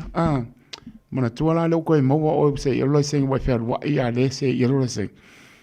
Faula lo ka le abe lusful ba no so e ko le pa po le ngau si le fi. E fi ko penga ko e mai ai ko. Sorry. O ka o fa le ko me Barcelona. E Barcelona e koe mai kua lau ka amane le lusu warwasonga la i. E ame kongo loko anga le ame ka amane nga. Nga po le wa koe soli ko la pongo. A pela koe mise si mea. E ianga ua whaafe lima se lauri sala. Mola. Ai a le kongia ua e whalpui pui fia. Lua kausanga e aha. Se baile ke leo le. Mo tātou uma. E le papeo pākula ko ma upo ke manga kunga ko. Moga ko uma. Nā whautuanga mo tātou uma lama whaamone mone. Mana tua la pape tasi le tangata ngai e whiaru wa i ta abane o tō a inga ai se ia mai ti Merritt's Point. Sore, ka anō whai. Opo e pasi umana a inga. Mai na le maftianga nana i esi o ko a inga. Ai sea, whata mana Meo le whata mana o kako. Whiaru le pangpa peo lai apika abale uma le tina ma le tama. Au se ia lo lai senga le tama. Ia le tina e ngarue mai e whai tete fōi, whau tauta le. Ngā ngai ranga, a pa pēr lai se ia lai senga ka mai le ai ma se si e opo i lano whanau e le o ingi lai seng. O le anan mea la fōi, o le makoa ma whatia la wa seo ai. O whai whamanga koko nei taimi o ki kiro wa pēr, pale so lua e ngawhai kau koe, ola. Ha pēr, so le, e le kai le, mai kakange i meo se io lai senga ni. Ia ngā pope me o leisi kaka ngai o mō whakuru lana o moku lele. O le mwhainko e su e sa lai senge. O moku a saha ka pukotu. A lana pe au whar pui. Wai wala me o hoi. Le koe mau se lai senge o marifa maula wa amene. O le ane me maa fuai. Me o le mika wane marifa ta mala o tātou. Ea mana tua la mea ngā ti Merritt's Point e le leise lau a pointi ngai whaatulanga mo lai senge o oe maau. Mai tātou uma. A pape uma lolau se lau ngā wa ifo le. Ka ngā ringo leo o uma lau se lau point. Ea. E mai mau aku tū manu bawa. Ea mai lolau seke. Ea mwha mana ma koi la. Koi ngā kuranga ngā. Ea pape lau. Wa anu suanga ma kele. Ea wale mwhainga ka ofi aru. Amel ka anea koe mobo oe. Abe lolau ka amele loko e kongo le pānga e lusu baru aso. Ia ngai makua le aro su o le baru. Pera na e mele baru se lau ka langa ko e mei kor ka amele. Waka. Ia so me mare salanga. Wha mongo. Peo tō langa na ia tātou mata ala iai. Ele wa peo karango ako au se si wato tō pura tūlanga. Mō tātou uma. Tatalo tātou uma. Tāla ma tātou whaia. Melele. Ora te tano tātou e whaata mala e whaata longa i vai tūlanga o no iai. O atu nuu o tātou wa aitau ma lele mai. Tu lo le ngana pa ngai e se le ku ule ka ke au mau manopi ai ma no fai tātou te lunga o tu la pono leise si lunga o tu la pono leise si lunga o tu la pono au ke un ka felo puspa ke le mega o kongi pe ale puspa ma ko dia o ngai ko le passenger side e ko kongi au ela usar ai ka vung fa manga ko le ka mane ko ke o felo puspa e wa o ya maua leo o nga ke ngopo le ku leo le ka ai le so fispa ya pa o ko ngor sa mara mu fa e for fu ni la para e ma ka ki ai e ka mi e un ka ke ka ko fa fispa nga le so ko o ke i la ku la pa polo e ko ka ko pe ko ver fispa ala u si lo mai manu manu too late ka ko ka penga nga o so tonu on sai ko so mar fispa fai lo puspa usunga. O fai ko puspa ukua. Vai, ese el mangai. Ele va be e a kor ka usanga ka fai puspa ka. Fa manat ye, ai me se a maka maya oe, a maka ku ke.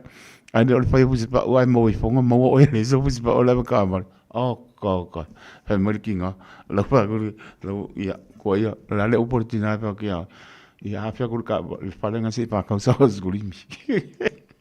I feel I'm our so sad. Omega Ka, the I'm knowing Omega Ka, Sabaleta Umofie. Omega Ka, feeling my loyal Omega Ka. Omega Cars, lua selau Cavendish Drive i Manukau. Po le telefoni o iwa lua fitu 5 tasi lua. Susu mai Manukau ne Omega Ka. Malole keisile Omega Ka. Manu malo se pepatala o loa mo au whaataunga i le Pack and Save Ballini World. Pe o tu fuafoi lau tāwale le bango le PP o whamurianga nei mai le DC Sao pe a e malo i alantu sei i aso whareile te tasi. Lafo sau topa tolus fultala pesili atu e maua ilo wa varoa i le sei. Whapena foi pe a lafo sau se le ni e tolus e lau tala New Zealand pesili atu foi i Samoa i le MyCash a le DC Sao e whaunga i le ClickX. E 5 whailonga tai se lau tala shopping vouchers ma le 5 petrol vouchers ta se lautala o le aseina i aso for Rayleigh te tasi e ia ngā o le rei whaapitoa Sekia DG Cell. lima iwa tolu amo. Radio Samoa.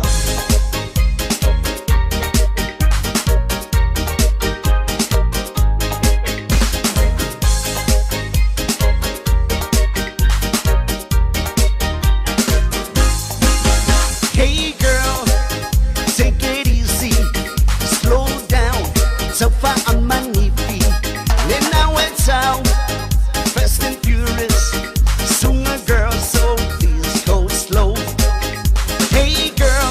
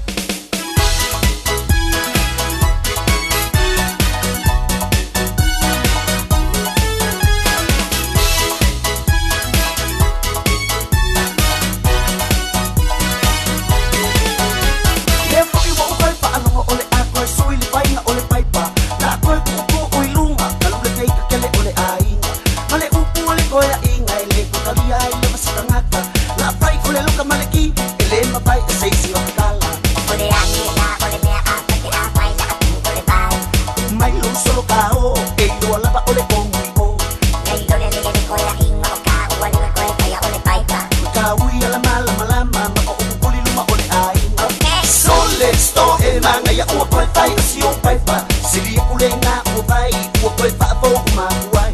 Sole sto e lele ua pai o le loka malaki. E poloka umai o ka maiki male kukuso o mai. Sole sto e wasa o lau make ua pa mawaluma. Anga kuua e te ai lalo. E ki koe saupo i se aso. Ua koe o le ki male loka ai ua pa atu ua kuile amo.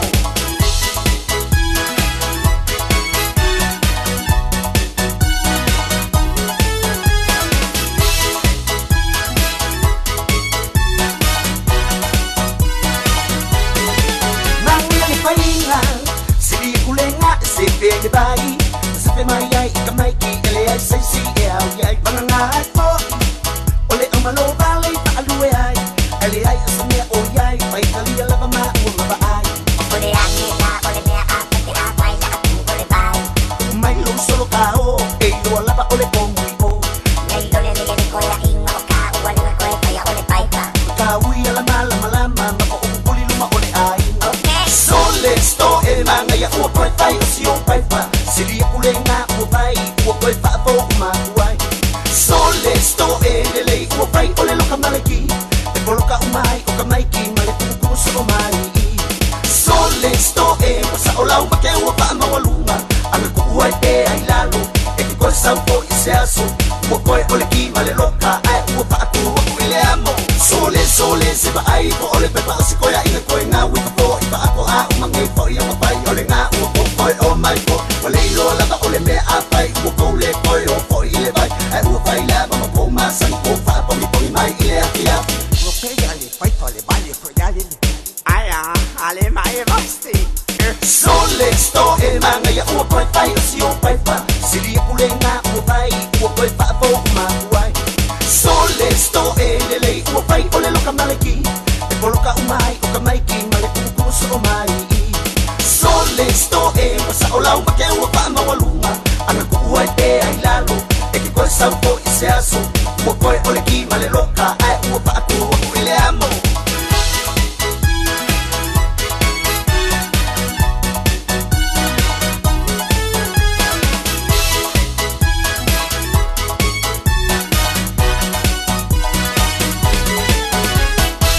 Ua pega ale pai to le bale koe ale. Ai a ale mai e vasti.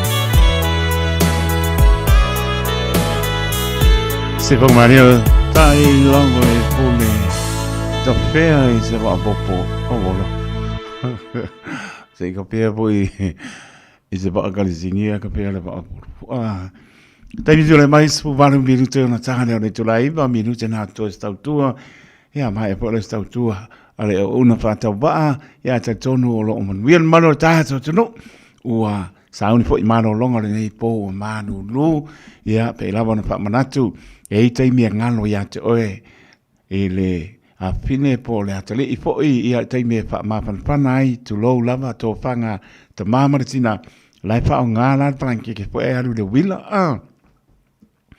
o le fautua ngala la to le fia ya lava tai mi ya ele i anga ya tu la ue fa si malo longa fa ma pan ai ya la potu ya ala kai miro wa la fia malo lo ya matua ya e anga e lo oe la kali i po la finger potu ka pelo mar paraka pelo mar paraka ya para ki la mole saunga de mo wai esel mangai e kai mi au kai i wa o manga ya le la no TV la ko mo sa e o ke fo ya maka i ma o la ya la wanga ron ka per para e le lo ne met tupu i le po mor saunga de mo e o la vai me o manga le vila i tono mauta mana ya pe na mo fa to fa manatu pe matala i da to yo ya me se fo le alu le vila ke minge wa le manulu fa nga uma ka manga e mo mie ka ko le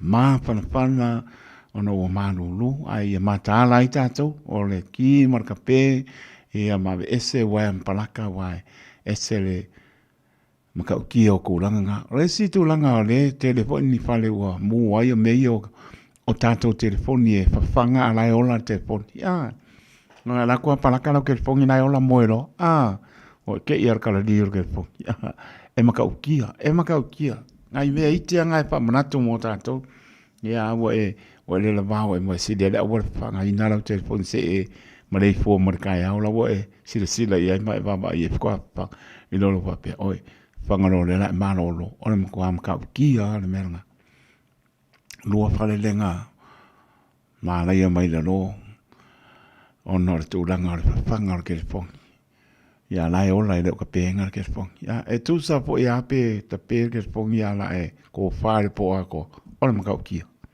whangare upo mtau tia tu no ia ngai mei ki ngai pamana tu mo tato uma o le tu langa i taimi nei e o po lau sa mali o le Baba atu le fitu spofata usanga stamane ya naki o laua se vai mai le mota ngase leng samani o o langa ia masangi o levang fa ye stamane le samani tai a le eyewitness na langa ye le ile a inga le sa ba ai pe ka ba le pakai du mo ngale me kongwa le ngos pa ai sikama lo le fitu spofata usanga sa bani tai sa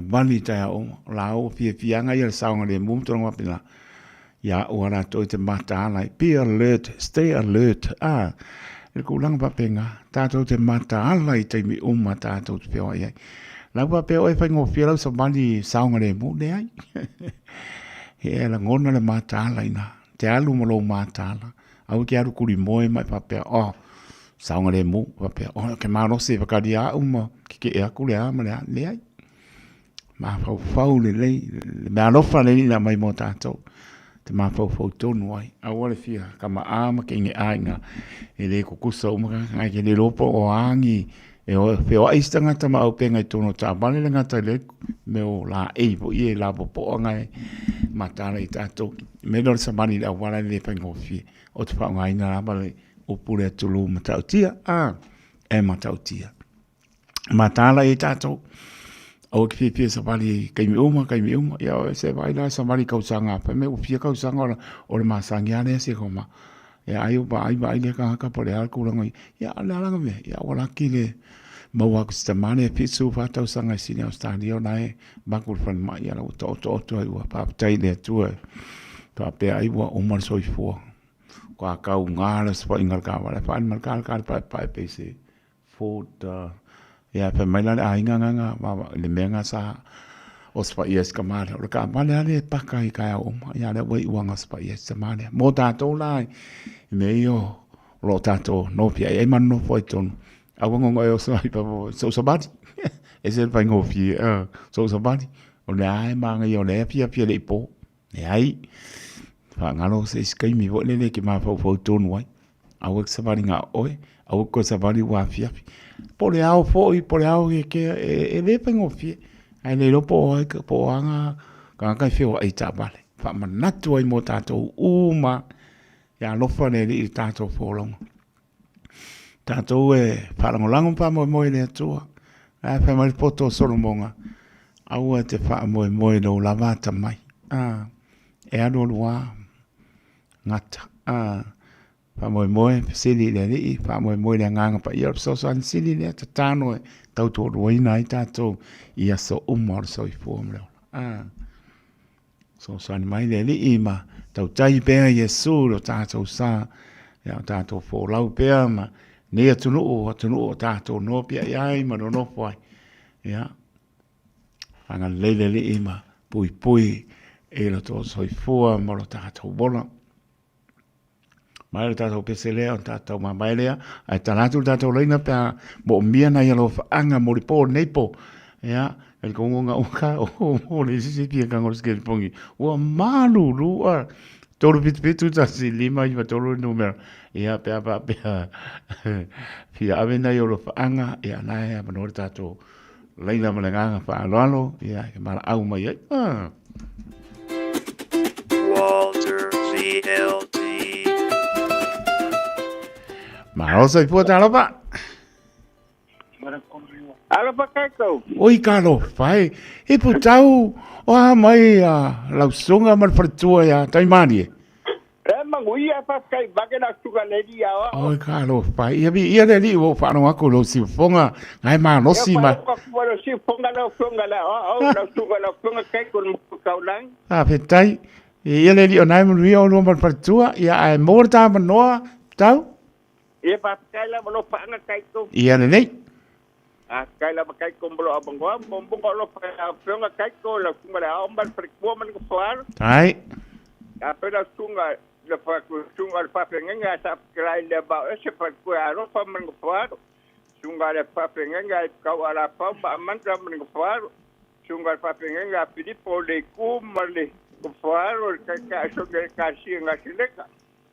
Le pai au ya limba se psiripa pai au kabaka baroro a pesi bako pai au ba ele bakiba ba farku a kwes a pai au ya kapti la pa bidiam a pai au ya pingia so ba farku a pai le pai jo fai du ba rani kamal faro am ba kauluanga ba farku a len ba faro kan ba die kapmbanga ba preka a pekang ba sabasi kan ba die lebai ape kinga ya karo babe famungala lima margofaro ape to mala trai poro mar perkua mai laka mar perkua kuingi kan bari fu pau mar perkua pepe ngolo gari choka bahana mar kinga bakua ya baiga ape fu bongo karsa barorosi ai ongo isa pekam kanga lo papuisi kan bari pika mesti angiu man panga Malay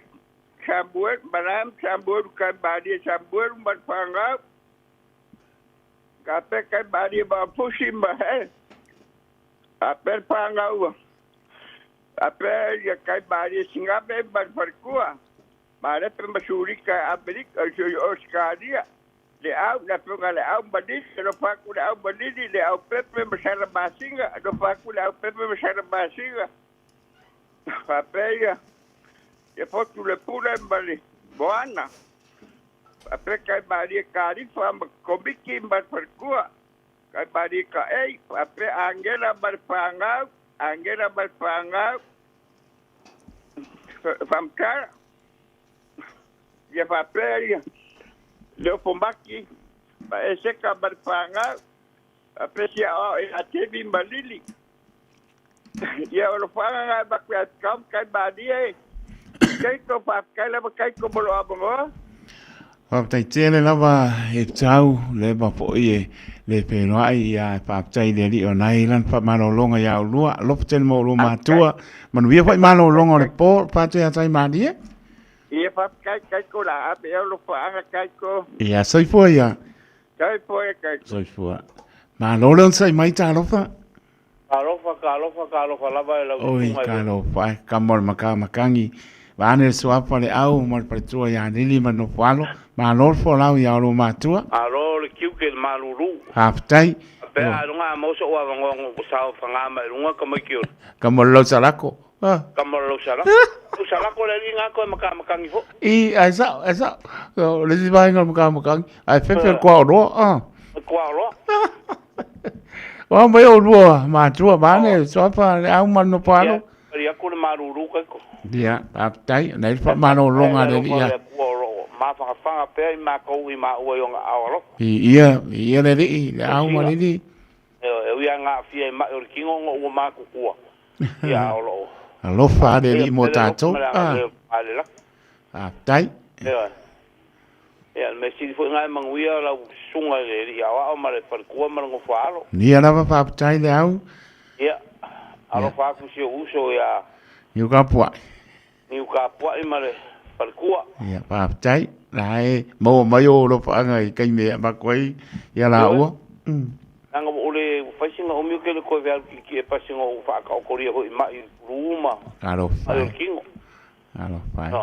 Ia, lai, mangu via la ua. Mare no whaalo, haptai. Kai ala mo mo leku ngai o lo whaanga ngai wainga. Le nei, mo le manoa le au. Kai ko. Ia, mo muanga mo leku o lo whaanga I kamama kua ringi ainga. Ale angkono si o korua. Le whakalenga ia. Ke lea ma le kausi ngai ranui. Ia, o ngai kamama kua o whaaruang ke a mai kua le whalemai o lea ngai skonga whiki. Alo whai. Ia, ala kakalo. E kaulu ale lo whao lea kua koe whaafuisia de malosi. O lo si la fia le kua I ngā luenga o koe. Ia le ri, ia. E ngai ei ma le kaulua ma le whaangau. Ai maiso le kāresia. Alo whai. Ia ola mākou kakalo lea ke lea au e whanongongo mai. E leo kuingi māma inga ifo o ia mākou karosanga I le au ma le pō. Ia alo whangia le kua ia whapea koe whafuisia lo malosi. E ui aolo e ki ngai lunga. Monga le apursia ko whanga ma. Ia o le kua whaiwawenga. Mā ni e lama. Ia, le eise mea kākou ki whamungongo. Kākou suru whai le kua. Mōni lei. Malafua I eiro fi kam fin kao so fuanga o lo fenga I moe. I ora mako kalo aku le ngai fiafi fa muie I lau ko fa me se for ko man ngo faro. Ia alo fa ku le se mako kinga mako ya mela kai krelin akano street. Wa malanga fore si o anko sala mafuka pule ki akogio. Ia ko kinga mar fa ngau.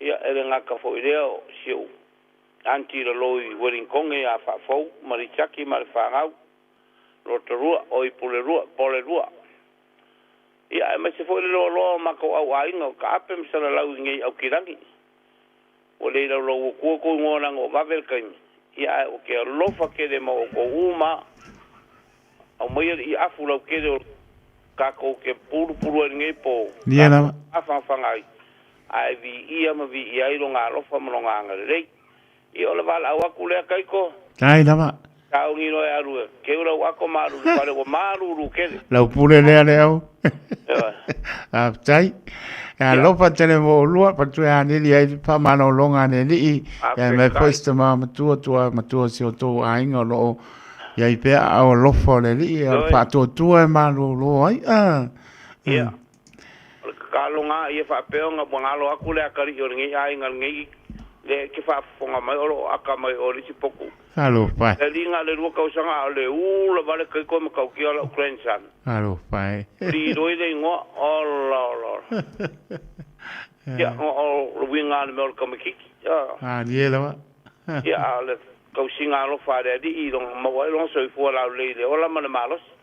Tai. Ya ai fa ko fa ia kai ko ngai po. Ya lo fa tele mo lo mani mano fa lo fa se fu ia.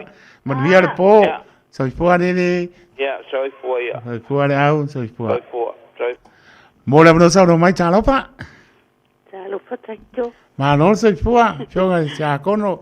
Apua umaku alo fanga so tuangane bane so apale au.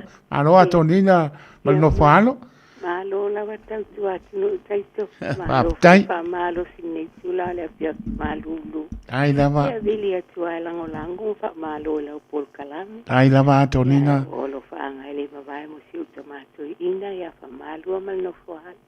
E mesi se we kale si atu malawa. Nai tamam tina mat tu se yo na yalom fana e mase nai o anga mo fana no mane nei tula e ai mase fu yo mu wa mai le ya le pata nai tamam tina mat tu e mase se o fana se to lu mana ya la to fana do se ngai fu ni si manga lu nga le po e le nga le yo le tu e mase fu le so ya si fu nga mal fana o anga malawa whanongonongo mai tua mali tia matwhana mo le atolo whaanga mo o malawa ia alo whati foile whalitua ia floi au mai na whaalo taito tai lava ia e mai se le tō whaale au malili ma le hainga alo whatu le au malili ia ngale leile atua ia te o lua i ma i tino o whia ngai hai ia alo whaanga nā taito e mo le atu mo le sunga nei po ia manui ala vanga lu e ngale po ia sa ia le au malona o vala au atu ia na ia lu le wala na lu pole le ia pa tai lo fatu sto ila pa manua ia mal manu sto to e kane sio ia no pa nau pa mnia tele le tua mnia po lo tofi ti akono nga lu ai lo te le atu atonina ia e manu po ano mania mano longo le po soifua tonina, soifua. Mano lon sai mai talopa. Soifua manguia i lau fionga. Mano soifua kalo. E wale mo ka via moya o ku se e manga bo ka fa ka. Po via e o i pareata.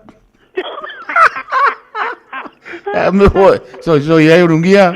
Pe ese. Ya. Pe kai malo soifua male langi mama. Langi. Ioe. E lepselingia. Papai. Solo inga manguia lava la o fioga. Ai lava. Ile maruru o lo fianga ia inge yo kiuke mo poeva. Ai lava, ila mo tu o po. Lava ngo po yo sio uso ngia biati. Ya. Pa mangianga lava eva ku sia fanga. Le leo ngia. Yo ko sia ila ko me o lo ngo po ai. Ya. Mori ka ia ku ia fa mangianga sikoinga. Ya da ko mala ko kai ko rua ma fanga. Ya ai mai se foi sia ma fanga u Samoa. Pa penga la vole winga soifua. Se roa ya nga fir fongi ya la ka foi manguia uma ila ko. Ya o se kala kula sio uso manguia kere ko kai mornge ya piapi. Ha tai tele lava ngia ko amisia sia o por tua ya apa. Ya eu i lava wa fai langi fo longa e pa tai o lo e mapa pana mai le li. Ya tanto mo pea ta pena i tanto le ola e pa bau fa mo talato le tonga mau lo ia de ori mal fia ai mapa pana pea au lo fo le ia o le tama ban so po mia lo fa tele mo o e mal no falo manuia fo mano longa le po. Ya soifua ya. Ya soifua ngia soifua ya. Mo le no sa do mai chalopa. Ia o mala ika ko ia lo fa tai tu ma malo ta to no o ta matina o so ma to fa fin se la na pana witi pe la mo to ma puta mai ai ia ma e langona mai lo fa ta wa au kilani ma tu o yo to no ma lo fa te le atu wo mai ma sani o ainga lo fa tu la fingar ben to fe le tu so mai to ina fa tua Pionga se am partua e asunga fa penga partua ya wa on partua pionga tia kono partua pionga pa tele tamai tai sa tau simtanga benga o to o lo tai tai ia lafu ma moi ya lo fa tele tai so ia manuia la o to fola matalai ya mo ni nganga mo ia malon malo ko mai ka ko pala muri le pa tai malo sai fua Malo soifua taito. Malo soifua, Selina, o mai da piapi. Manuia whaptai, awa malulu tele tō atunu. Ole a foi. Ole a kungu o kama moe manga kunga kura wat. Le mi sia si oso ia. Ai sile o lo moa pele ma pana o le ni ia o le ko pinge. Vane pare tua se lina ma no falo. Kai lava taito ia. Ole whamalo ai avatu ia lau a fionga. Ai. E tu sai male nei po yo tute ma faiva. Ai lava. Malulu ia ele ma fai ala tau tua mo Samoa. Whaftai ia, whaftai mea umalava mana ia poi. Whanongolongo atu po mau foi sine ia wanuai whanongolongo atu ai. Ai lava. Ia moli a tolo whaanga yo ainga umalava na ngai tō tele. Ia e mai se ia o nai o mātua ia suamtu ne maolo o Samoa. Ia e mai se foi ia o ainga umlava o ainga foi o seu tolua. Ia e sirea o lo whaanga mo lau o fionga taito ma patua ia filo iau. Tai lava. Ia alu pātu foi ia oi foi le sua fo le mo foi ki au. Ni o folau. Ia ni o folau ma siona ma le foi ki au. Ia ma ia le va amali. Ia. Tai lava. Ali man no falo ia fa man via foi le tuai la o fionga ma fa tuai ia mai se foi o tiu te o fianga ia tono e kale ia ia mai se le tato atunu man ainga ia o lo fanga na tai ton nei po ai foi foi ia man via man lo ngal po pe ato taliwa lo fatele atu mo ma no falo se lina ia man lo ngal po ia fa pena foi taito pa sai fua selina sai fua ma rolon sai mai ta lo fa. Ta lo fa fionga taito. Ma lo sai fua. O ya o gama o Max. O Max mai ta tui mo lufi sanga pili. Oh, kalo fa. Maxwell ah. Ya. Koi kalo fa. O kere meo ki sa wai taito. Ia. Te pao. Okay. Ia o bese anga sanga filita ko me filufi. O kapapa foi nessa só mane sa Max. Ia sa o le leilo fionga. Oh sure. Le ala sa o kasila o me sa ah. Ia, mo le no o lo faanga Max. Okay, au lo faku. Inga o usoro o te power bako fako anga. Ia fa pe foi ia mako ai nga uma ai mese ya o ro pa fonga mai ngai o ke o sa ku me piru fi fa mole ka mo kaloko vai vao ai nga ai lava ya kaloko ya manguia lava ai mare fa tu mara mango faro ya o ke mo ke manguia fo ngai ya alo fo maku ngai kako ai nga ro ngai sa ku me piru fi bo wa beska bo bi kai. Ja. Nej, men vi er kommer rolig. Og vi gør ja det der. Og men sili lo ke karango ya teklo kakongo. Kamol ba, ja vi gør. Ja, og det er ikke så du fang kom og på tid må du fange skako pianga. Ja, ja, te tøje mangui ara vol po. Ja, på det på lo fatu. Ja, lo fak po. Ja, så for. Ba så for. Talo pati Mikael futi male ainga manola pa tai Peter Stowers kai manolo manolo o mo pali pulo la como Peter Stowers pa tai le ba polo pa uli yo lu ngapo so mo male mo ngote sa enne se ona tu atina ka no fai Selina se osi male no falo pa tai ma mai sani te pai ono ka no fai e ma puka mai o ya Nicola ulu eva mai Australia ya lo fatu mo tonge misi yak sofa ya lo fatu ya o ma ku lo fenga venga ba ko lo fanga ya a hinga wo mai masani ya o tu no e mamao ya lava ma futa mai ai e o lava na yalom fa nau lo fatu le atu so se motanga se ngase e mota malawa ele fengo fie ta auto ai yo tinga tato te o mai ngase ma e ortino o lo fatu tua e te malo lo ai alofa tele atu tatalo au silfia leli. Lana pa manolonga o lo tangi atu iai, pa iatu, pa iane, pa ifo mawar manosi. Whaunga inga soifua mo lo tato wola mo ia malon whingaro. Alofa tele atu.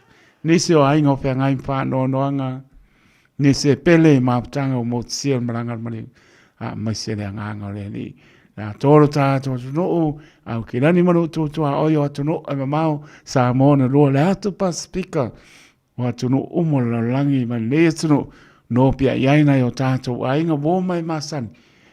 Tō ua mai lo whatau ba, o taito, alofa tere atu, ba lo tusa le riso tātou manuia, pāputai mi kai le poti, manuia o ngā nuenga, ai manuia o whaiva staimi o luma, ai pāputai na maputa mai, ngai ngā rulue, mi kai le futi mo le finga venga netpo la to umo pe ngai nga venga fa mo lia le li o fa maoni o me tau pese le moto alofa to ai taito ya te o to ma puta mai lango mai lo fa tau ba fai ngo tai mi tato te le to ma puta ai ma tua per stano tātou te fia i le li i aso oma. O te to. I le tu la po i alo tau soi fua moro tātou. Se lili sama yo. Alofa atu. E fai lea mawainga. O le alofa. A fai ai mutu. Lene o lana. Ya e loa.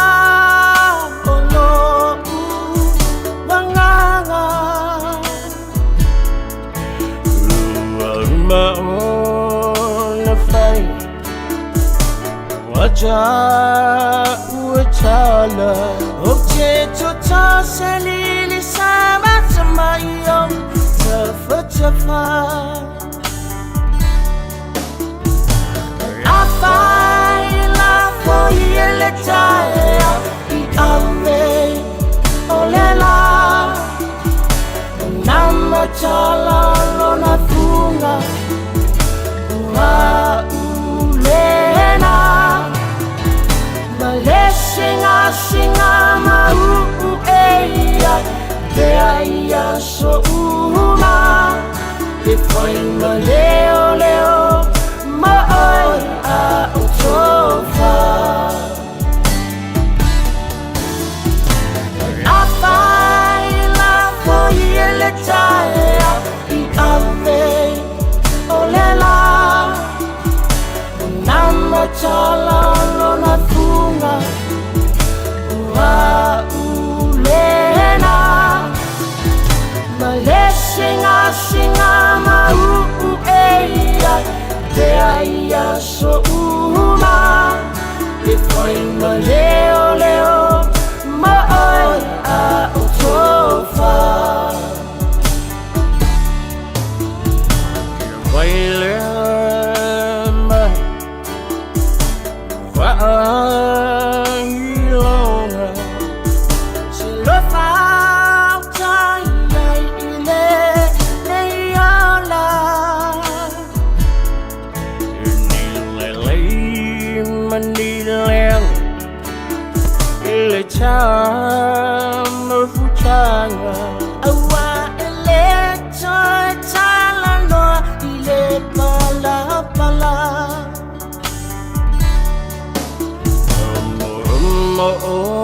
Ngana Lúc này chẳng ngờ chờ Lại lấy lo lấy vào lấy sôi phu anga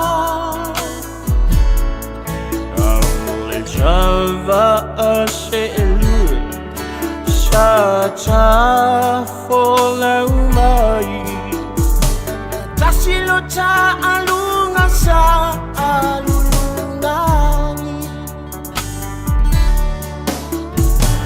La fai la foie le taia I ame olela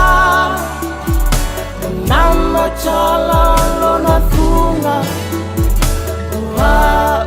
Ulena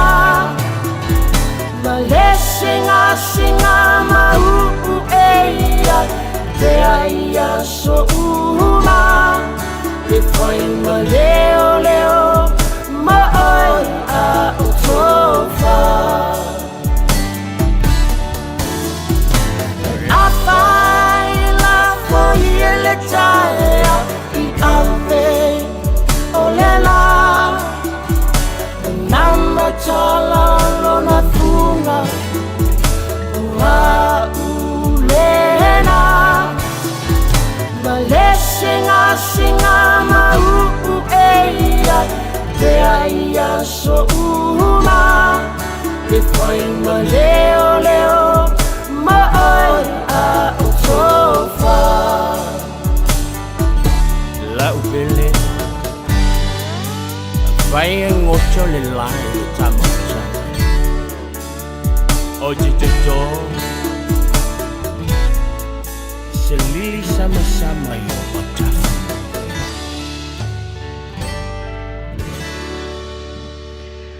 David Jole mai su tolu minuti o te ane tu la iwa Samoa le tonu pele pa maria mai alau pa saunga Samoa le atunu e pele le loto taito.